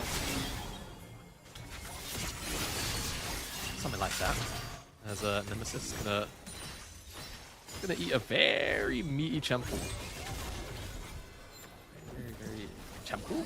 Meaty, it's just on my mind. Oh! Wendell doesn't have Ignite, he's dead. He's trying to get the away. Reckless with a double pulverize keeps his mid laner alive. Venomcrest denied. Knight will at least get the tier 1, but they can't get everything they were looking for. Gooby just didn't get the read right that time around. Gooby thought that Nemesis was gonna flash backwards. That's how we're painting that. Naya will secure this tier 1 in the top side, so that's gold secured. But that E forward, that might give Reckless an angle to just take a slow walk around here. Gooby, I don't know how much he can really do. Wendell's in the area though. Okay. The ult spare by Nita. Bounce. He's dead. Oh, yeah, he's dead. And that's flashing ult down as well. This Renekton suddenly is starting to have a tougher time in this matchup. For all he stayed even in gold, the Gwen has still been getting a fair amount of gold. 3 kills now, Riftmaker early, going towards the Nash's Tooth. The Gwen is still a win condition for Venomcrest, assuming, of course, they'll be ready to fight around this Mountain Soul spawning in a few minutes' time. So have a look at the replay, because we'll see exactly what happened, Bot. Yeah, so trade just not really there from Baus, right? Like, the problem is when you're in these kind of extended lanes is, as the Renekton, you'd love to kind of just dash in, get the stun, maybe an extra whoa, and then a Q, and then dash out. That kind of circumstance, that's not the trade pattern going down. And Foxy is able to just get the slow, but it's hard to even call that slow, to be honest with you, but very certain rundown over time. And whilst the gold difference between these two teams significantly lower than this point in the game in Game 1, I feel like Los Ratones have a pretty firm control in general over this map. And if we take stock of the game, on top of all of that, Crowny, he's approaching 3rd item, whereas Kobe is still searching for that Muramana. I'm sure he's got to be pretty close. I will give you an update on his gold. Right now, he's got 1.5k sat. It's got to be fairly close then. With that tower going down, that actually makes it about 1.8. So I'd imagine he's going to base, and he's got more than enough with his components. He should actually be able to get tier 2 boots alongside that Muramana. So he's going to be on spike finally. But I mean, if Crowley's going to be at a whole extra item above, it's going to feel pretty bad. Nemesis in potential danger here, though, as the ults are traded. Needlework for the Emperor's Divide. The cooldowns will be more than short enough, though, to be up in time for Dragon, but it is still giving a little bit of time for Venomcrest to get some of these lanes shoved, and that'll be relatively important. Second items are largely now completed for Venomcrest too, and that is good news for them.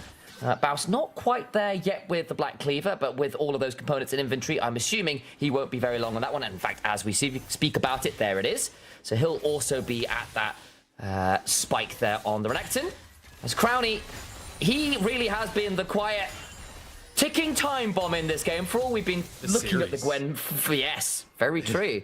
But, you know, the Zeri is very, very online right now, and I suspect we'll have that third item for this Soul fight, and that will be utterly terrifying. Yeah, no, it certainly will. Kind of curious if Venomcrest's approach to this game is going to kind of get tilted on its head a bit. No longer do you feel like necessarily with these kind of item breakpoints coming in that you can 5v5. This will be kind of the last time, I imagine, just given where Crowny's items are sat, that they can take 5v5s very comfortably in an even footing. Because again, once the Zeri Crowny picks has up the to LDR, die. You either have to blow her up or 5v5s don't look very just pleasant sidestep her for the Qs, bro. foreseeable. Come on, she's got her autos. Her autos. You got to aim them. You know, just yeah, exactly. Just dodge them. I mean, I just feel like the more consistent strat here is just try and stretch Los Ratones around the map in a 1-3-1. Sorry, words are hard, but they're gonna TP Bouse in. Probably might be in a bit of trouble. Might be a hard fight as well as Crowny goes sliding over the wall and brings down the lightning. It crashes, but doesn't get that much value there. And the ult being down for this Zeri coming into the dragon fight. It's not a bad win. Wendell, though, is down at half, and that could be slightly problematic as your main engage tool. Yeah, exactly. I mean, Kobe just needs to position a little carefully. Oh, look at the flash! It's gorgeous! Category 5 disaster for Nemesis, but Reckless with the 4-man pulverize. Please turn it around. Neither work flies. They have killed off the jungler, though. Bouse with the dominance running can look to potentially find a little bit more. The healing is enough to keep him healthy. They got the engage, but not enough. Crowny survives, and they've got to play this dragon fight with no smite available. No smite available, but the 4v4 doesn't look too bad. There's a teleport coming in from Myers on. He's got flash on the backside. Even if this dragon goes down and Soul's dead, I think they might lose the fight regardless. Dragon goes down, smite secured, that's Soul. What about the fight after? It's a complete mess. Bouncer to the backline, slices and dies. Niter gets knocked up, but he'll be pulling it all. Niter, I think, going to be put to sleep a little bit earlier. As LR go looking for a few more kills. They've got Soul, they've gotten the dragon. And they can potentially look for Baron afterwards as well. It's coming up in 30 seconds. Might be a little early for that. One-sided nightmare for Venomcrest, but Los Ratones very happy. Oh, look at the initial engage here from Wendell. It just takes his time and then sees the angle for it. 3-man ultimate, but then it's about this 4-man hold from Reckless on the return, which then makes the turnaround very, very plausible because Crowny just is able to squeak his way out of the overall wombo combo, unlike his compatriot here on the screen. Nemesis was very, very swiftly one-shot, unfortunately for himself. He is still very, very powerful, and I mean, again, we kind of just said it before that play unfolded. If they don't kill Crowny, it's a pretty big problem, and now he's got that LDR on top of that with a PF sword. If that turns into an Infinity Edge, if that turns into a Bloodthirster, either of those items will spell disaster, I think, for Venomcrest if it's not there already. Flashed out of the Fate Seal that sealed Nemesis' life in that last fight. Won't have it available right now as Wendell. Ferromancy crashes down, but you can bend iron. You can't bend the forces of life as the soldiers go sliding on forward to claim that knife. They can look for a bit more as Velia and the rest of Lost don't go looking for the Fate Seal. It's fantastic! Boss back to Snyder, but they can't quite get the kills they're looking for. The health bar's a little bit low for Lost Ratones as Niter spares some blushes there with a monstrous Fate Sealed. Yeah, but the problem is the health bars are just high enough that they might feel confident, to start this Baron up. Gooby still in the area, no ultimates available for Venomcrest. They decide against it as Gooby's just face checked. The Q's a little short too. I think he's dead. Koza looking on forward, Gooby in danger. Does not have the Arctic Assault. Maybe should have gone for Arctic Defense. As now he's in a lot of danger. Bow slices and will look to cull the Meek with a bit of Ruthless Predator on top of it. Slide away from Doxy, going the other way with the skip and slash, but I think the only place he's going to be skipping is an early grave. You have to feel as Kobe gets jumped on, hit by the wind, becomes lightning, and that allows the audacious charge to bring down the intrepid explorer from Piltover. Very, very good play from Venomcrest. I mean, rather from Los Ratones turning away from that Baron, getting the rundown. It's fantastic stuff as hello. Is Wendell in trouble? It Nemesis. never really ends, does it, in this series? No. It's been very... Oh no! Oh no, that's bad. That's very That bad. might be an understatement, Jamada. Yeah, that's Baron. That guy has been doing a lot of heavy lifting for you, Venomcrest, and unfortunately he's been caught out. Not quite sure how that unfolded. Don't know how it started. But the conclusion will be... Thank you. Wow. Very, very sweet. Production on it. Yeah. He's looking for Velia. She can't forward for, but then... Misses. Actually, He rebinds his soul, and it turns out the Lost Ratonz were waiting for when he finished his seance and came back to the land of the living to swiftly go back to the land of the dead.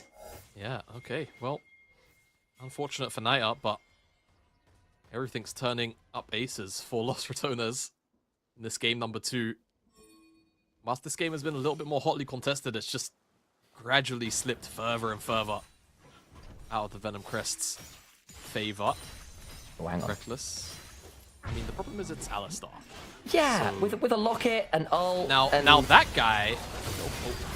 Is a 4v1 enough? The Alistar will break the will unbreakable rather. As Nemesis goes golden, that's not great for the Azir. Now in danger, goes forward with the wind becomes lightning. Does Velia looking for a back angle in? Wendell still trying to do some work here on this rel. They'll start to get a couple kills as Velia finally gets one, but Doxy is Crowny's here. On development, but Crowny is here, and the lightning comes crashing on in. Renamed to Zeus, God of Thunder comes striking in the form of Azeri.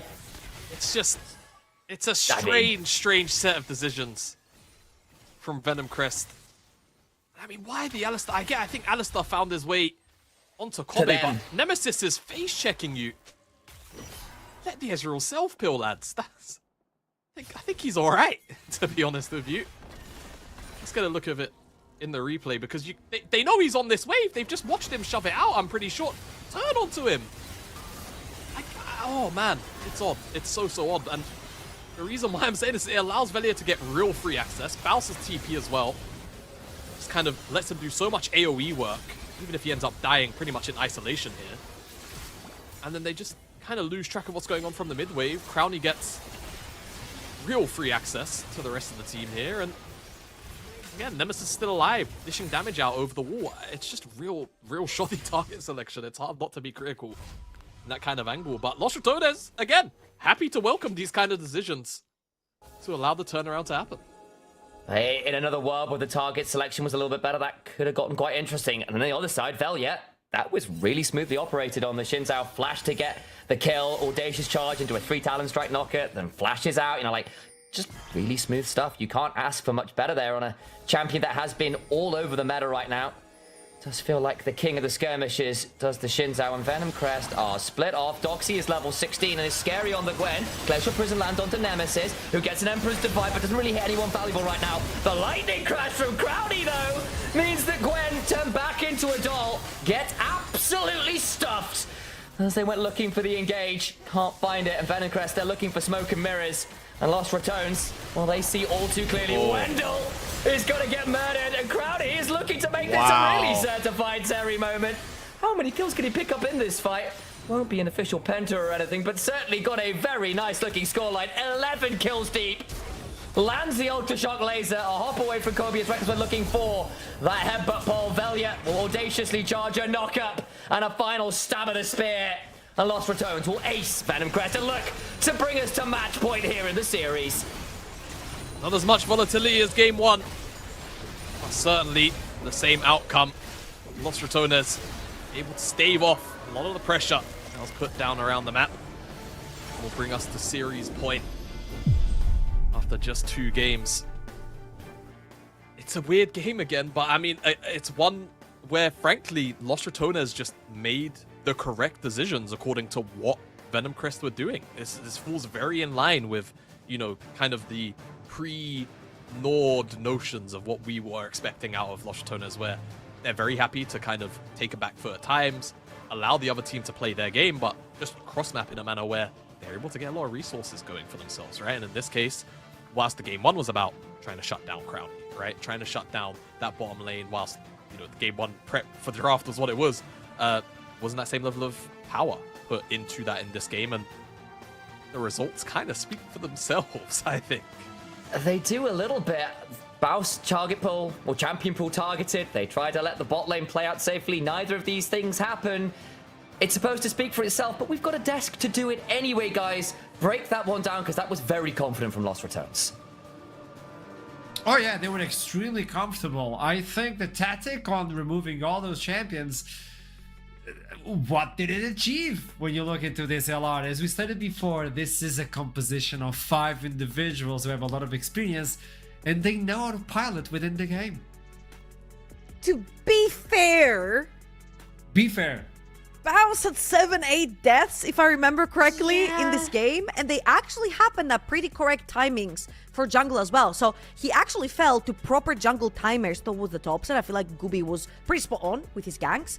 I just feel like the problem was mostly that no one could pin down Zeri. I feel like Crowny was scripting the entire time, and no anti-hack system could actually detect him. Yeah, there was absolutely no point-and-click CC. There was no reliable CC to throw at Crowdy and actually stop him from doing the things that he was able to do. And later in the game, we see as a result that in the majority of the fights, Crowdy is untouched. He's almost full health because nobody can do anything about him.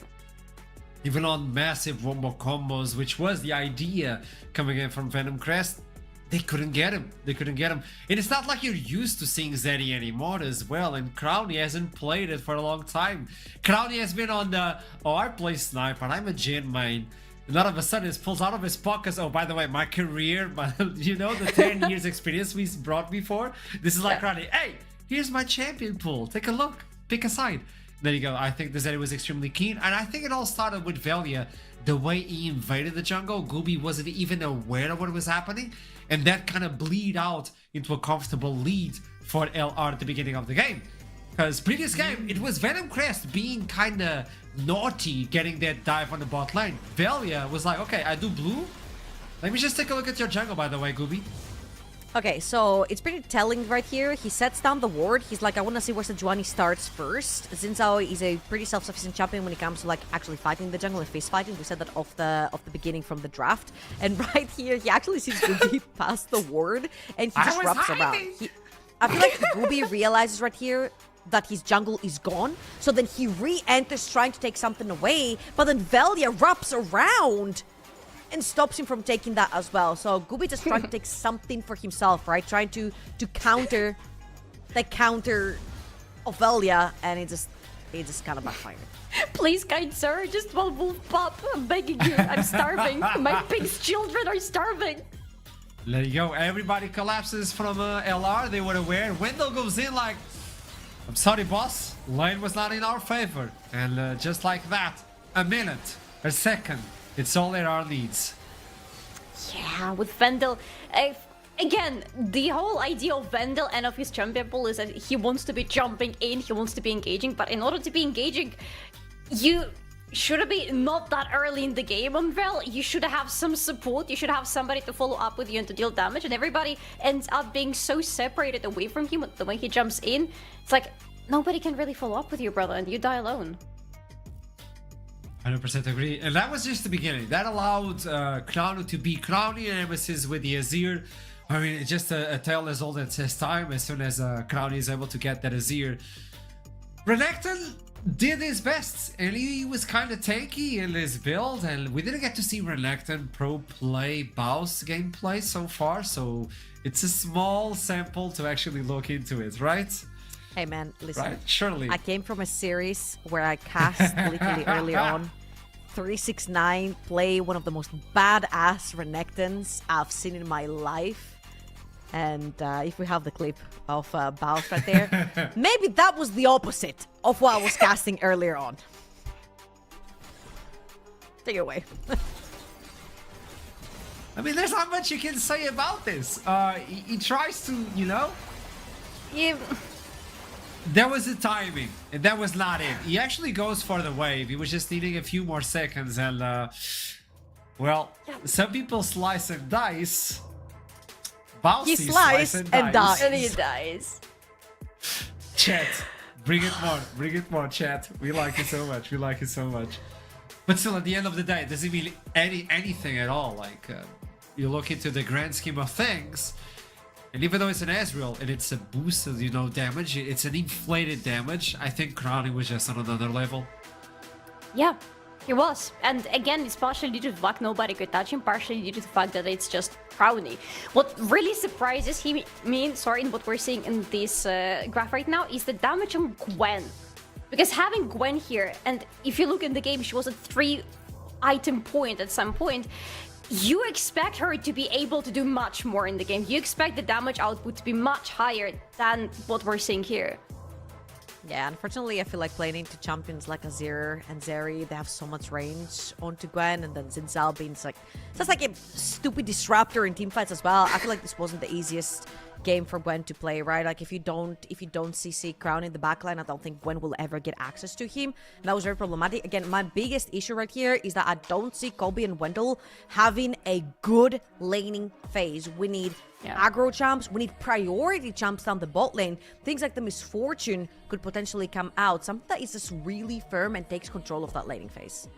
The way they were able to take down DMG was specifically by playing towards the bot lane. So far, Kobe didn't get the assistance he got on DMG. Versus LR, you miss, you lose everything. And so far, you are one game away from being eliminated from lower bracket, and your dreams of Copenhagen are gone. LR will move on if nothing changes. But for that to happen, we need to come back after a small break and we'll talk about it. I'll see you soon.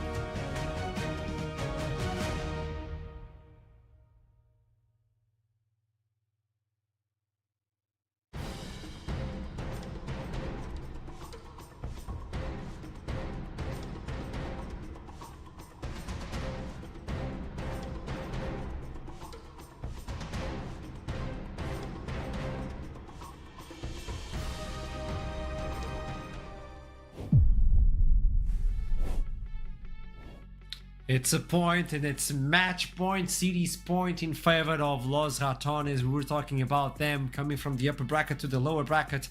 How were they feeling? How were they prepared towards this? I think the answer is quite obvious. They were prepared. Meanwhile, Venomcrest, they brought a weird idea on game one. It didn't show up, but we talked about Venomcrest at the beginning of the show and their strengths.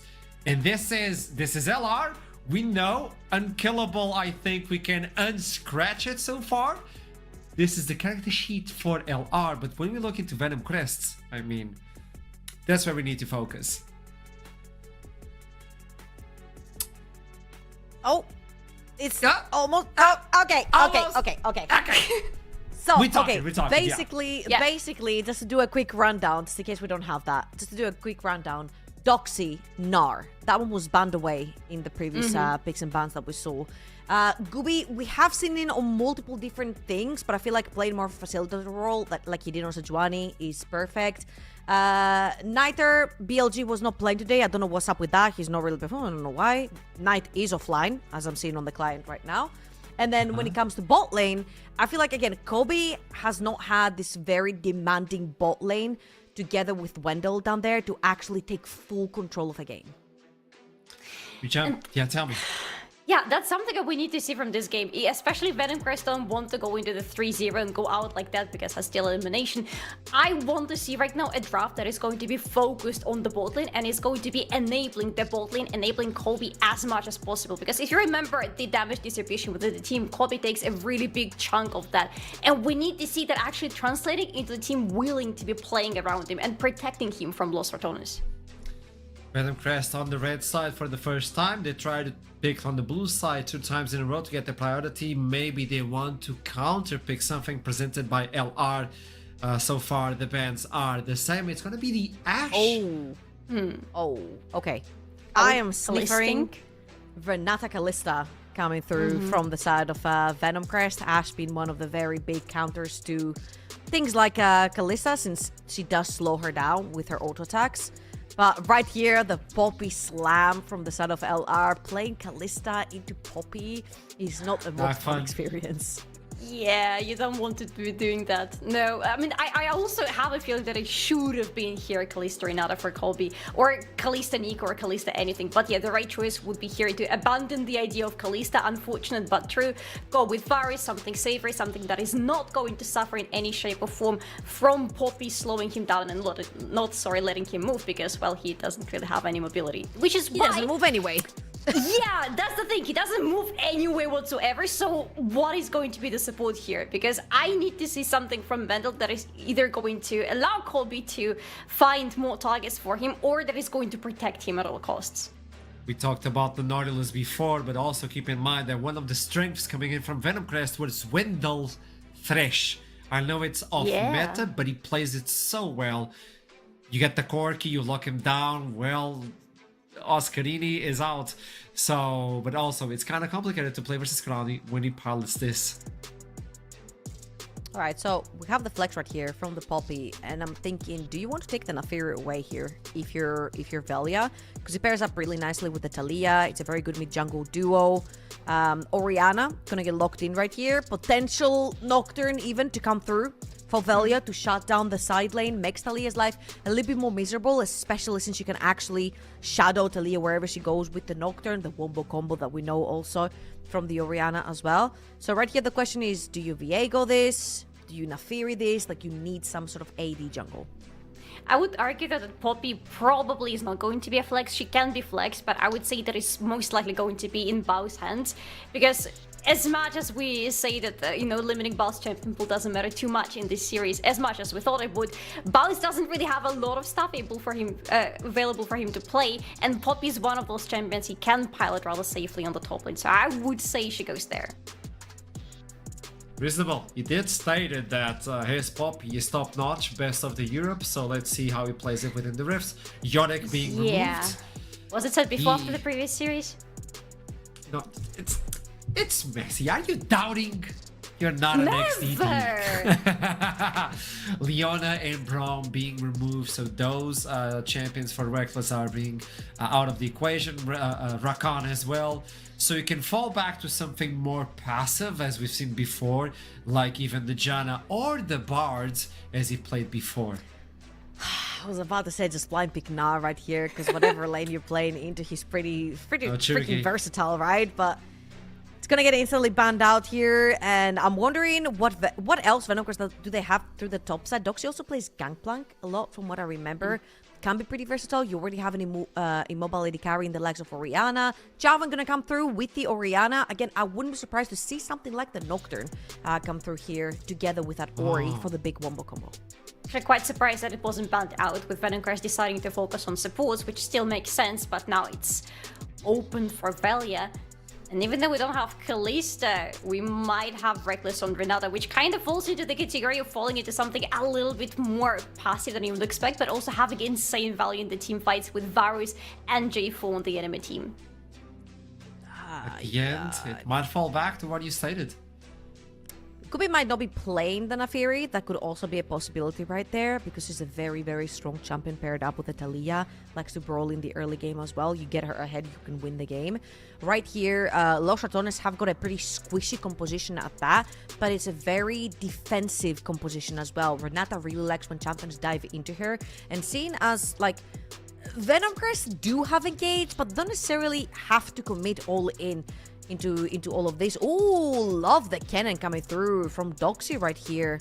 A little bit counterintuitive with the Javan. He can either locks you in or out, but we'll see how Venomcrest is going to choose to pilot that.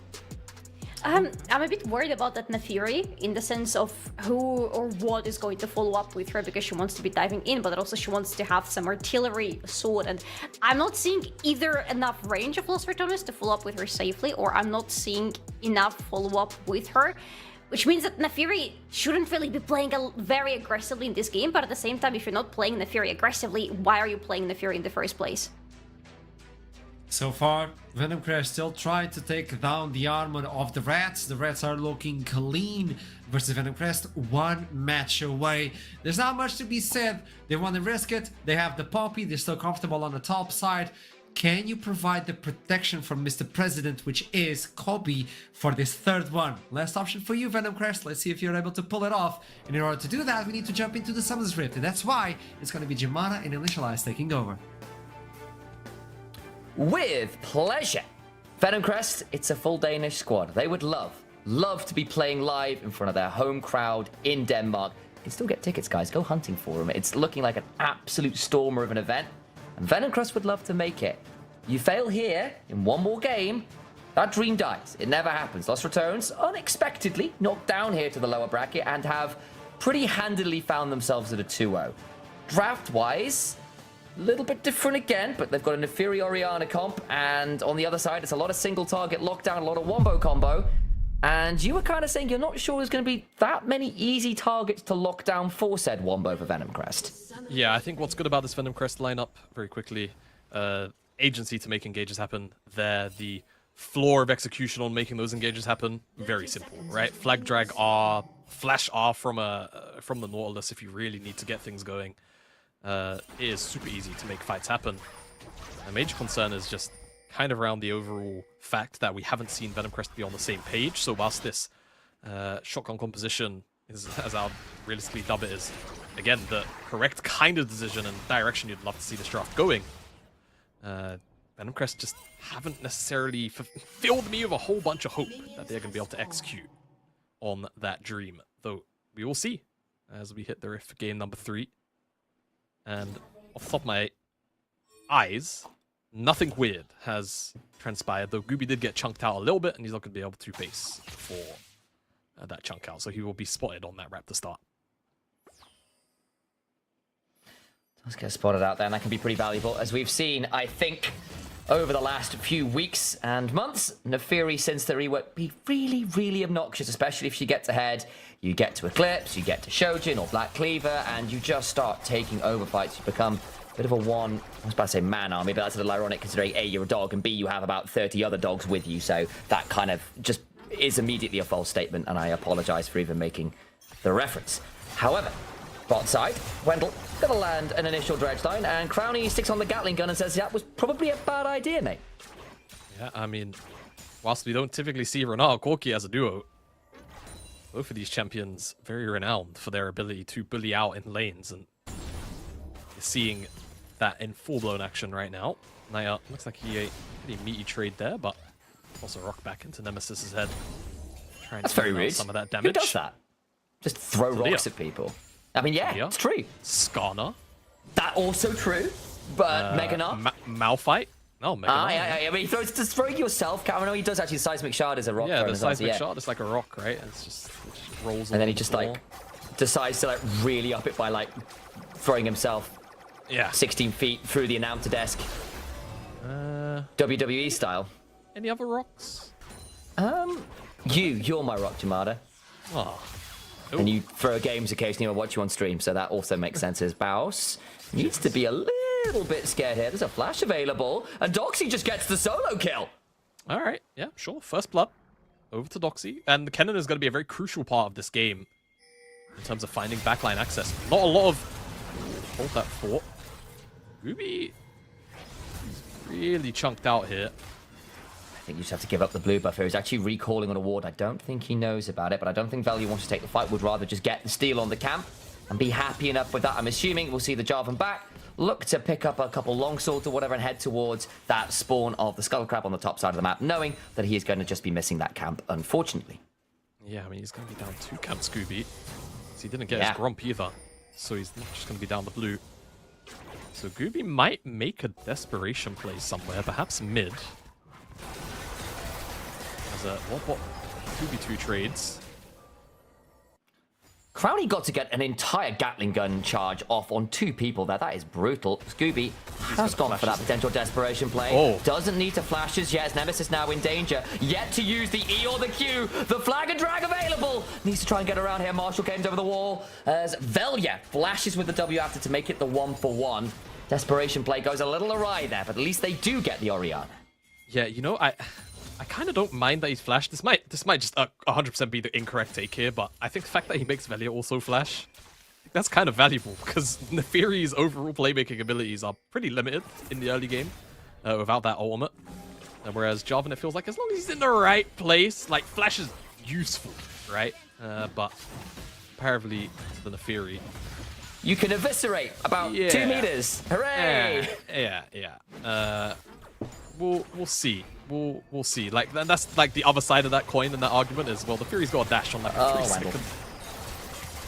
Oh goodness. I think he's in trouble. He just spent the entire Valkyrie there as he hooked the wall. We'll be okay there. I got a little nervous, I'm not going to lie, because Rex was gone for the heal and not the ignite or anything, so perhaps not as much kill threat as I thought there was, and got a little bit overhyped there. Yeah, just a bit, but he's alright. He'll walk away. Ruby, so about those desperation plays. You were talking about those. How does this one go, Jamada? Well, see, the problem is, if Ruby flag drags, then Velya can press the W key. He's going to hold on to his Q. Big one. Okay, well, he actually got the smite, Ruby. That's a good one, but over comes Nemesis. That Orianna going to have to flash. He's got ult, actually. Has got quite an option here. We'll start to make things really electrifying. And the W key isn't pressed, instead it's the L key. Now Nemesis might be looking in a pretty dodgy spot himself. It's the Orianna, who currently doesn't have flash. Baus is in a bit of a scary spot. They just turn around and pick him up as well. Venomcrest, pick up 2. All right, desperation perhaps not. Alright, yeah, calculated. I mean, first move out of Doxy there as well. Very, very handy. Baus was really trying his best to find a wall slam angle, and it just created this very awkward dance where he and Doxy were kind of just playing ring around the rosy whilst Naya was having a bit of a deeks at it, to be honest. Nothing more, nothing less. Those are multiple kills going over to Venomcrest. Now, on the bright side for Los Ratones, they are going into the Jarvan, but also on the not so bright side, a Fed Jarvan can be pretty terrifying at times. We'll see how far Gooby can press his lead with this much gold. He is still down a little bit in XP. But we'll continue to track his impact now that he has managed to acquire what feels like a lead for the first time since quite literally the first 5 minutes of game number 1. It has been something, and he has managed to pick up some kills, which is nice. Again, dropped a lot of camps. There's a few invades that come on again.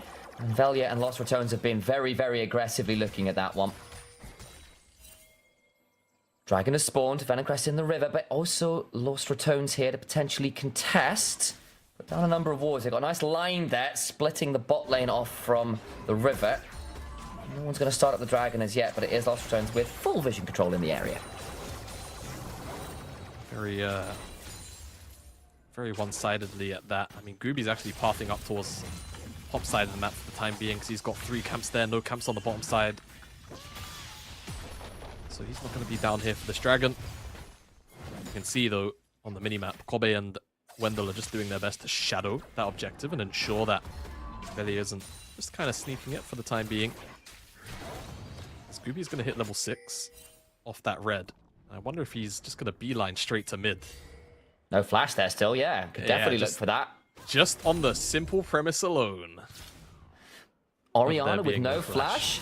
It's every jungler ever, is that right? I guess we look for that one. Not going to turn into anything quite yet. Grubs have just spawned. And Gooby just slides on into this side bush. Can look for the angle. There's the Cataclysm. Can look for a turnaround here, but just doesn't have the damage side. Lucian that comes across onto the other, and Wendell's there as well. And Nemesis gets to walk back and forth a couple times, but that's about all the outplay he has available. Yeah, just because Wendell's got the first move there, it just secures that play for what it is. Velia pretty much had to be there on the spot to deny that from ever going down. Baus is meeting the bad end of a lot of trades, but it's to be expected. Kennen, though we don't see him very frequently in this meta, is still the lane bully that we know him to be. And yeah. He does not really have many tools into that. Yeah, I mean, it's what I'd call a legacy bit, really, from Doxy. From many, many years gone by, leagues like Matchco, or leagues like the Italian League on Matchco, and things of the like, where... It did feel like they ran that league, so I get the misspeak. As Velia, though, the moment we speak well about a player, they end up in trouble. We'll need to put the lightning rush down, but he's been marked by the hot dog. Do you want to buy one? Throws down the slicing maelstrom, flash on forward. There's the handshake, and it is very firm indeed. A hostile takeover. And Reckless, unfortunately, picks up the shutdown. But hey, sometimes when you make a deal with the evil businesswoman, she comes out ahead.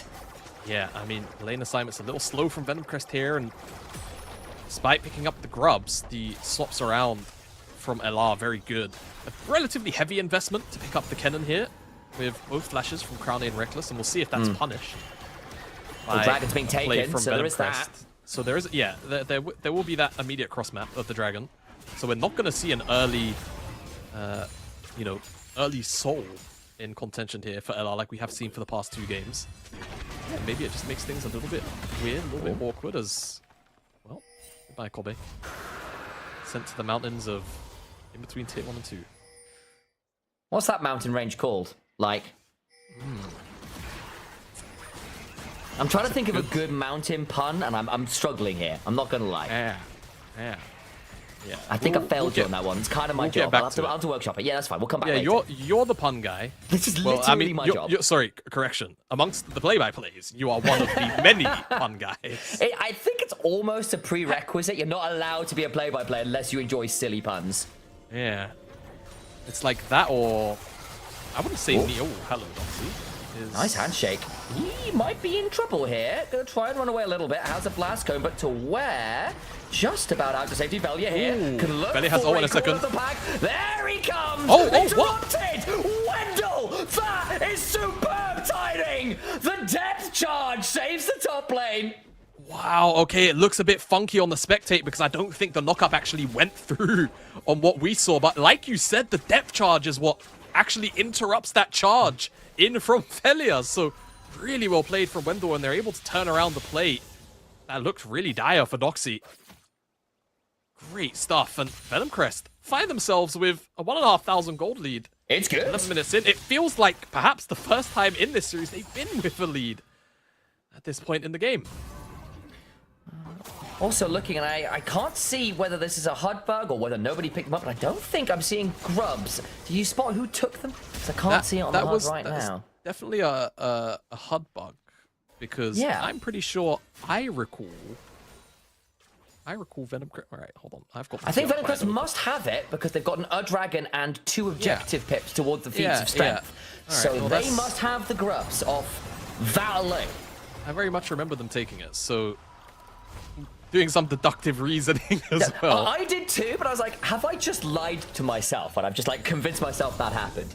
Yeah, no, it can production have confirmed it. Thank you very much, production. Yeah, some self-gaslighting on the caster desk here.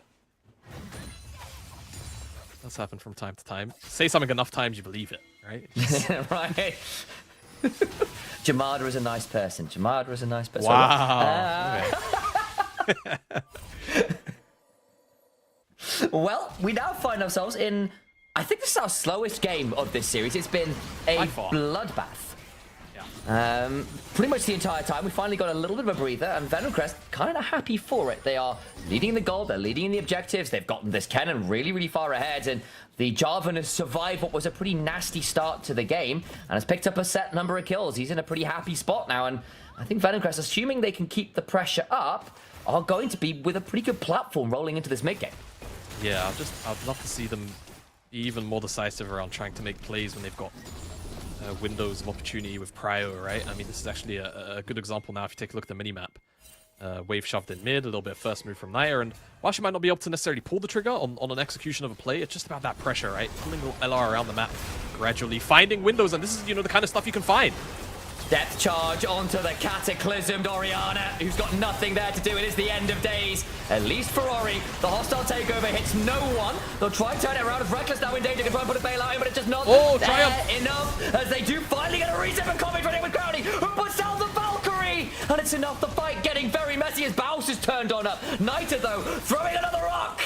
As Nita picks up one more, it's a 4 for 3. A bloodbath indeed. I apologize, no, it's not, because Doxy wasn't there. It's a 4v5. And that's the big part about this play here. That's the headline. It's Nemesis getting caught in rotation. Again, what was I just saying? This is perfect. This is why you want to go into areas of fog, really try to drag LR around the map, force them to make positional errors, and this is the kind of result you can pull out here. Reckless Zolm as well just swings wide. It's a little unfortunate. And Gooby is able to flash out last second, and the Triumph heal stops him from dying to the bleed. And sure, Baus comes in to finish off the play, but now he's committed without being able to slam Naya into the wall. Crowley wins his 1v1 with Kobe, but he has to disengage. And Wendell picks up the final kill credit there onto Baus with a lot of assistance from Naya. And the play is fantastic and provides so much extra gold in the right places of pockets for players of Venomcrest. Now got 1,000 gold in mid lane. And now in a position where Dragon's about to spawn, and there's some really key cooldowns that are not available. Things like that, Hound's Pursuit, really important on the Neferi. Just like Venomcrest are going to try and get over and play that one. Reminder, Doxy has the teleport, Baus does not, of course. That is a Poppy with a flash. So Doxy would have to be very careful about when he TPs, because notoriously able to interrupt teleports is the Poppy. That Poppy is. I mean, one thing about this game state for Venomcrest, I might not be able to really get this point off. I feel like positioning is a little too aggressive. We'll, oh, hello, Doxy. I mean, this is really great from Baus. Trying to keep Doxy in a position where you can't TP. Baus will be able to walk down now. Doxy should try and reset, get a TP off, but I don't think he's going to be able to do it. Split off, goes Gooby. looking, Crowley Wow. flashed around, Reckless in danger, they go looking for this one, the Dragon now left alone, Gooby in danger, but they go the route on Reckless, down for the count, into the backline, has died the 1v1 top side, first turret to lost the turrets, but they lose the Dragon, so there is that.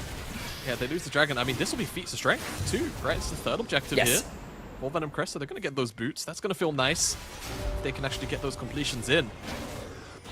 My oh my, I mean, so I'm sure, or I'm hoping we'll get a replay, because I don't think this team's going to run straight to Herald. Here's the replay of that 1v1. Now, being a bit greedy here, but I'd love one of the objective fight too.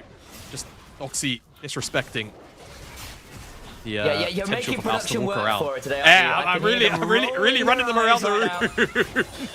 Can I get a nice latte, foot massage, and but like, look how lovely. But look how lovely our production is to get this one ready for us so quick, right? The Gooby's angle, it's a banana combo on Jarvan. How often do you see that? Very rare.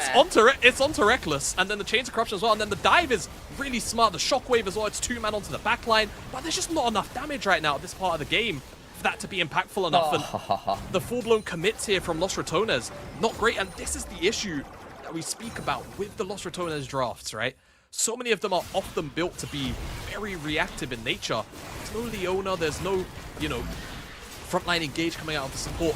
Very, very rarely is it the case that Reckless is on, a Rel or an Alistar. It's really, it's typically these kind of champions like Renata, Rakan, and a couple of the other enchanters that we see him pilot. And at times, it does feel like in a situation like this where you would love to be able to commit forward to punish what is in a very immobile backline. You don't get to do that as easily as, say, Venomcrest get to with the Nautilus and with the Jarvan. And we'll see how this transpires now. Yeah, it's quite a short range composition too, into a Poke Farith with Chains of Corruption, Nautilus and all of his CC, Talia's ability to throw down Unraveled Earth and shove you over it. Has gotten behind Niter. That's with the teleport. Gooby's around. Niter gonna get pulled back with the shockwave though. That's an important shutdown going the way of the Orianna. Once Ratonz, not gonna have a tower to take there, and I think we can maybe fight over the Krugs. What's happening on the rest of the map? Venomcrest got the Herald play onto the mid lane tier 1, so that's already fallen, and Doxy will get some free time towards that tier 1 bot side, but I think that's about it. No, I mean, I think this is still an uptrade for Venomcrest. Like, dedicated 400-ish gold plus, you know, and then you think about some of the minions missed in the wave, TP out Baus. They actually also snuck away a Raptor camp. I think a wave was missed mid. There's a strong chance, honestly, that Venomcrest uptraded total gold. I'm not quite sure how big Niter's shutdown was, and that will dictate the truth of that statement. Yeah, if he had like a 700 gold shutdown, it changes things around. I don't think it will have been that, but he's still... Big.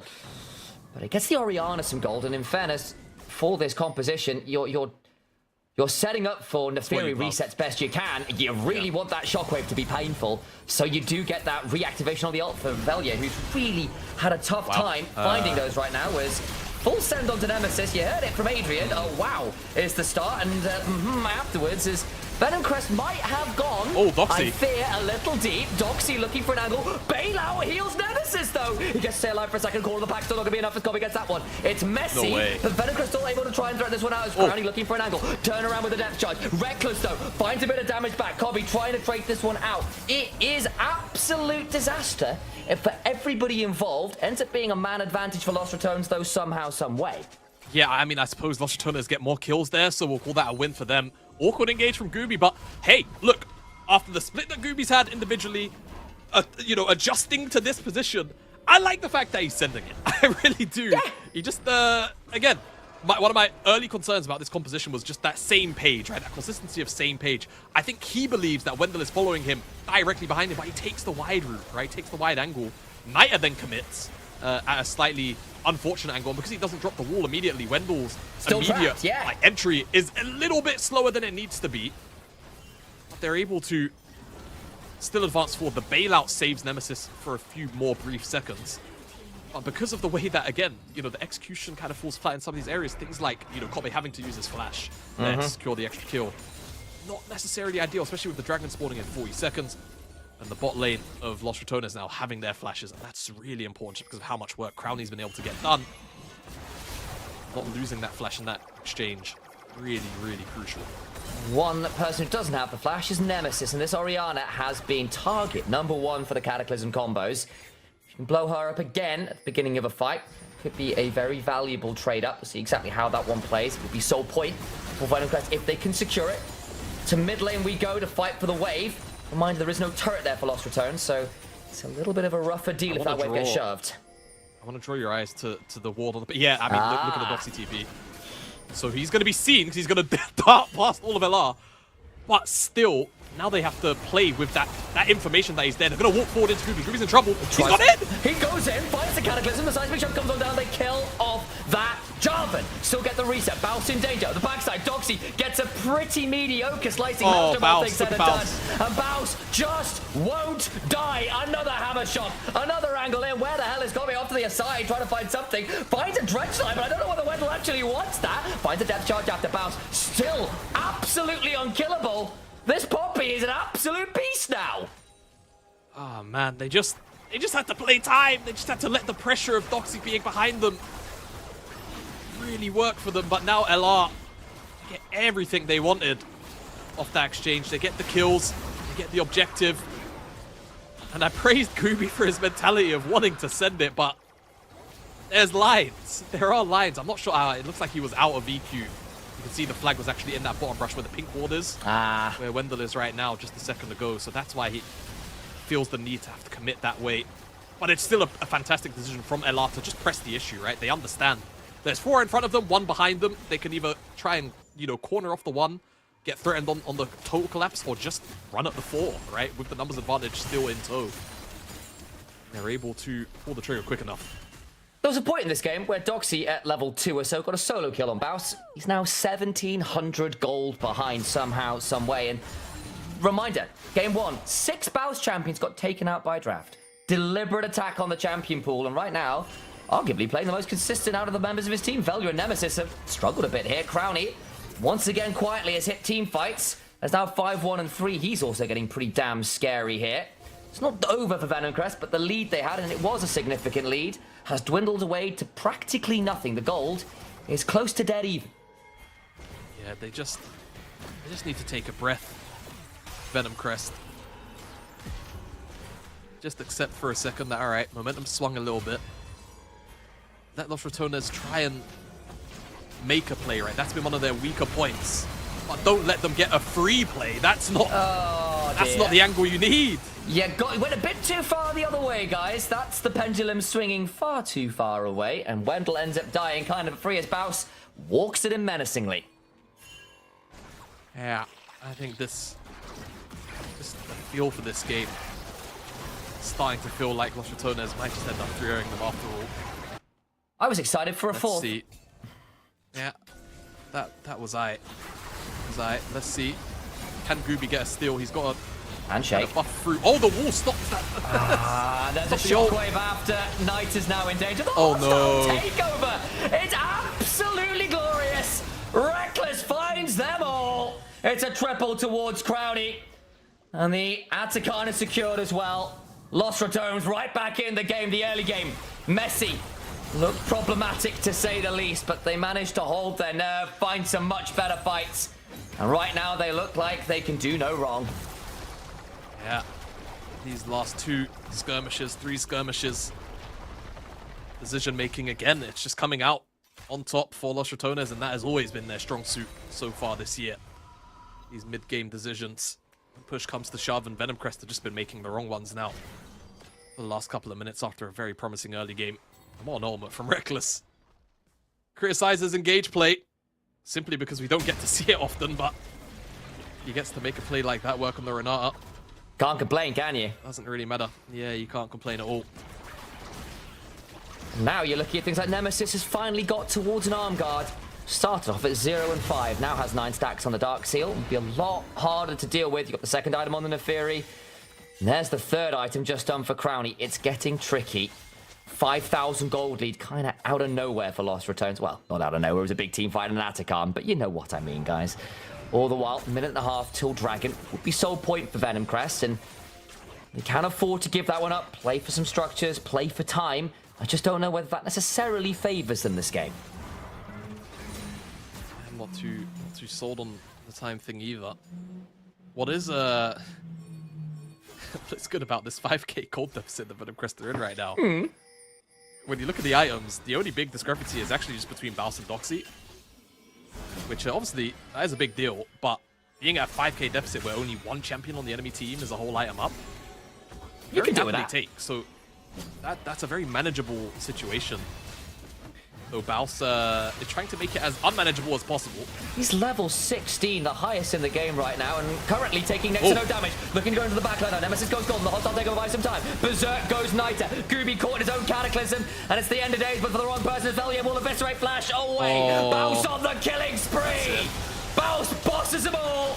He is the Messiah League. He certainly is in the NLC. Flashes on forwards. Los Ratones knocked down to the lower bracket. And I think it just made him very angry. They hulk out in this series. You can pinch the guy's champion pool, but eventually he's going to make a weird play that's going to work. This isn't even one of the weird ones. No. It's just an aggressive moment out of him that Venomcrest can't handle. Now they're going to be able to pick up this Baron off the back of a full-blown ace. They only lose Velya. And even Velya maybe could have walked out of this one with his life in a couple of different scenarios. All these going to be extended now. I think that should just about be the final nail in the coffin. Bar some real spanners getting flung into the works. And Baus is just super unkillable, right? To those 2 champions. The ultimate from Reckless does so much work in buying a lot of space. And again, it just feels like this game, we haven't seen Doxy really threaten the backline with Ultimate. Unfortunately, team fights haven't worked out the way that Venomcrest want them to go.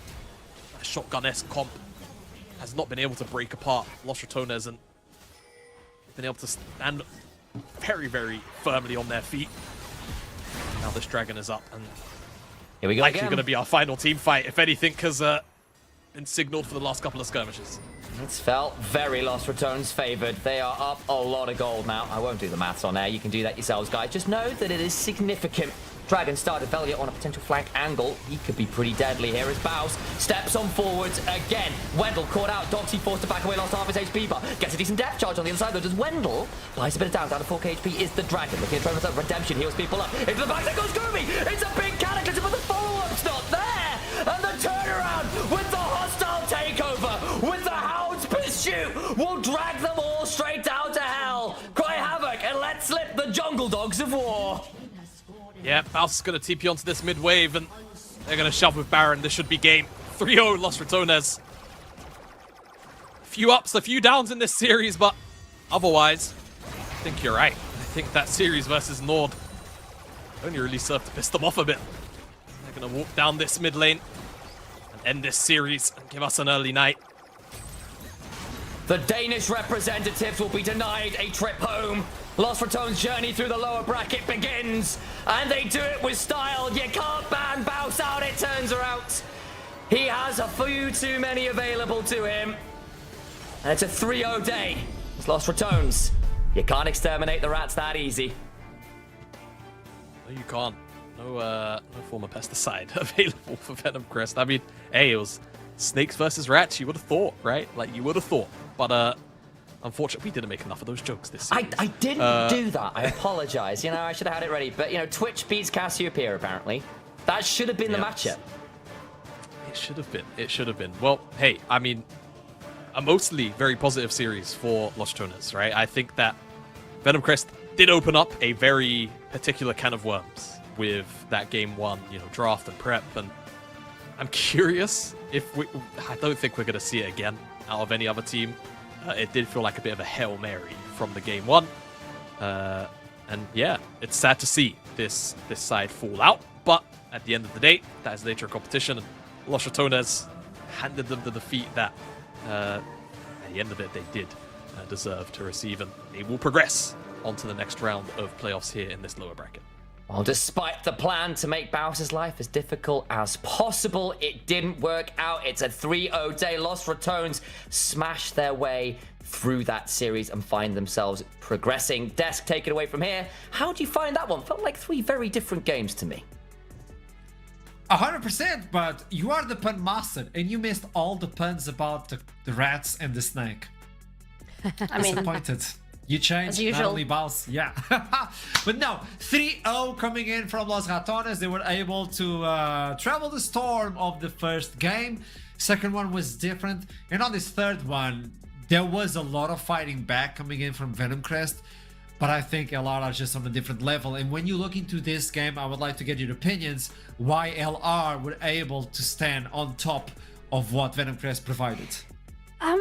Very quick opinion to throw in here. Lost Ratonz are still the team that is going to catch you on your mistakes and punish you very dearly for those. Because you could see Venomcrest were actually having some pretty good plays here and there in the early game. But then once they started grouping up and overextending onto Lost Ratonz or making wrong decisions, Lost Ratonz were very quick to catch on that and to start punishing them. My question is a little bit more broad as we can Okay. start rolling the replays. What in the world was a Lost Ratonz draft? Like in a Fury with an Orianna, and then there's a Poppy top, but bot lane we're playing Corki with Renata. Like, it makes zero sense. And for Venomcrest, they've been playing aggressive every single series they've been playing, right? Super huge props to Gooby.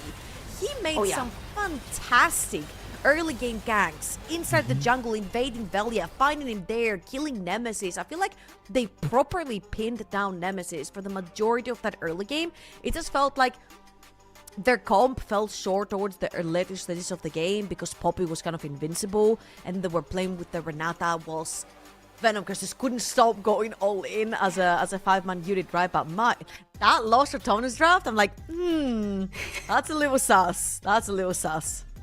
It's a draft that doesn't really work together, but at the same time, Lost Ratonz are not necessarily always a team that you look at and you think about, you know, the synergies between everybody, as much as that contradicts what I said in the beginning of the day-to-day. This time, this draft looked like, yeah, this is what everybody can play well on. This is what everybody is going to feel comfortable on later in the game. Does it work together, not really, but we work together as players, and that might be enough in certain situations. Oh, this. Hello? Where? I like this. Right, that is the Look at teleport this. here They from see Cannon on the the little back lane. center ball, and they're like, Yeah. oh, you on the flank. What if we just engage them? Yeah. The thing is, look, there is a little ward popping up from Los Ratones behind the Dragon Ward just to see where Cannon is, and when they don't see him there, that is an understanding that he's really far away. And the whole idea of Venomcrest is we want to kind of catch Los Ratones from both sides, send Cannon in. Usually with Cannon, that is a good idea to do because you allow him for a very easy access to the backlane. He stuns everybody in the same spot, deals a lot of damage to them. A win is a win. But then Los Ratones, they go into Venomcrest, they go into their territory, and they find themselves so far away from Cannon that Cannon has no opening onto anybody of Los Ratones.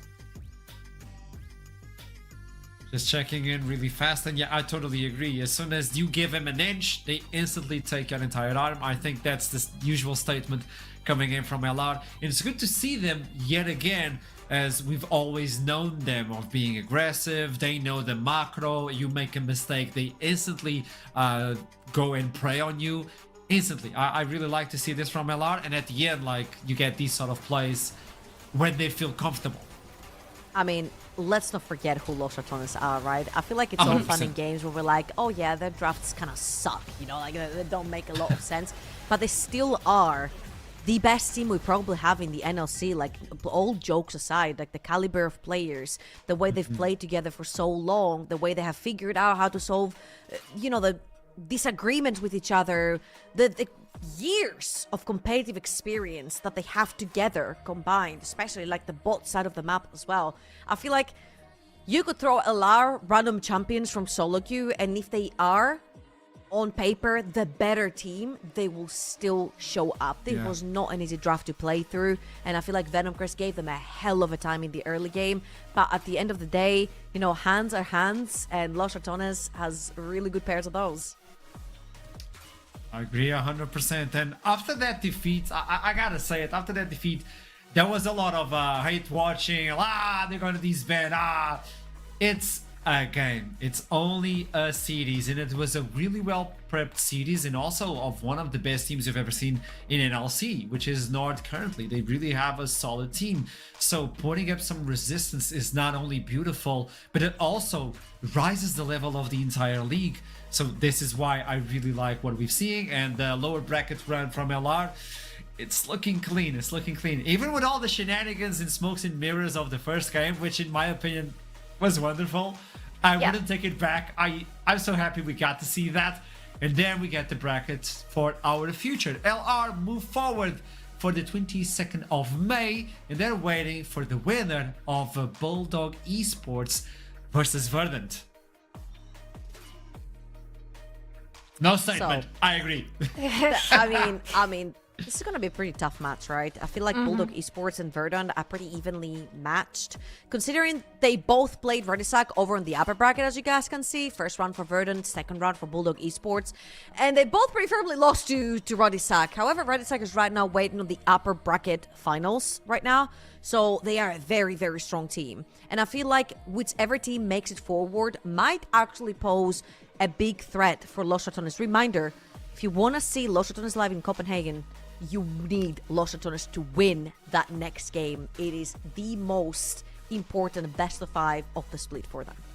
It still hurts me so much that we have so many great teams that you honestly want to cheer for in the lower bracket, but this is the elimination bracket and only one of them is going to make it through. So you look at Verdant, you look at Bulldog, you look at Venomcrest before today's game. You want to see more of these teams, but a loss is a loss is a loss.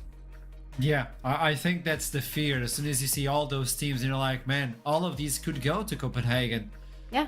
Only one of the bottom one will be able to move forward. So LR are in a really good position right now to go into that semi-final, as we stated, for Copenhagen.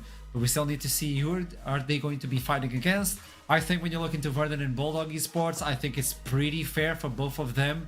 But whoever wins from that series, which is going to be a bloody one, also has to take down LR to achieve the dream of going to that massive event, which is League Disrupt.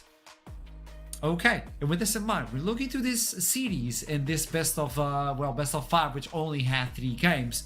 we have some individuals that stood on top of the cities. This is why we're gonna call this the MVP of the day, which is up to you to actually go onto Twitter and vote on who you think is the MVP, either Velia, Crowny, or Reckless. Man, it's always so hard with Los Ratonz to Hard choice, pick yeah. the MVP. Yeah, because all of them popped off, and you could have a solid argument for either of them. Well, All right. I don't know, man. I can't make the choice. Yeah. I think like Velia had a fantastic Sejuani game. But then Crowny popped off on the Zeri, and then Reckless had a banger game on Renata. Rock, paper, scissors, I guess. Yeah. Just like toss a die or something. let me check. And it's a 2, so it's not good roll. So you go onto Twitter and you vote on your MVP. Moving forward with this in mind, it's time to look into what we have for the menu for next week. We talked about it, and it's finally here. This is the schedule. We're gonna see Bulldog Esports versus Verdant, and then the upper bracket finally meets its end. North versus the Ruddy Sack. Whoever wins from that series will move to finals. Instantly qualified not only to Copenhagen, but for Sunday as well. Whoever loses from this one will move on to the lower bracket and will wait for the end result of this entire lower bracket run. Any idea? No? Well, you know what? No. Copenhagen is approaching rapidly, which is kind of scary to be honest, but by the end of the month, I want to see you there.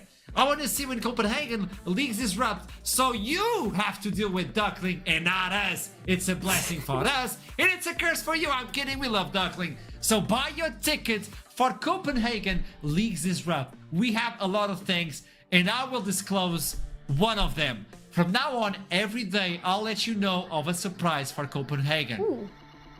Duckling will be cooking pancakes. That's all I'm allowed to say for the Bro, day. okay. You are actually hard capping right now because you were saying he was gonna be making some other stuff like cinnamon rolls, and now it's Cinnamon- pancakes. okay, Like, pancakes. no.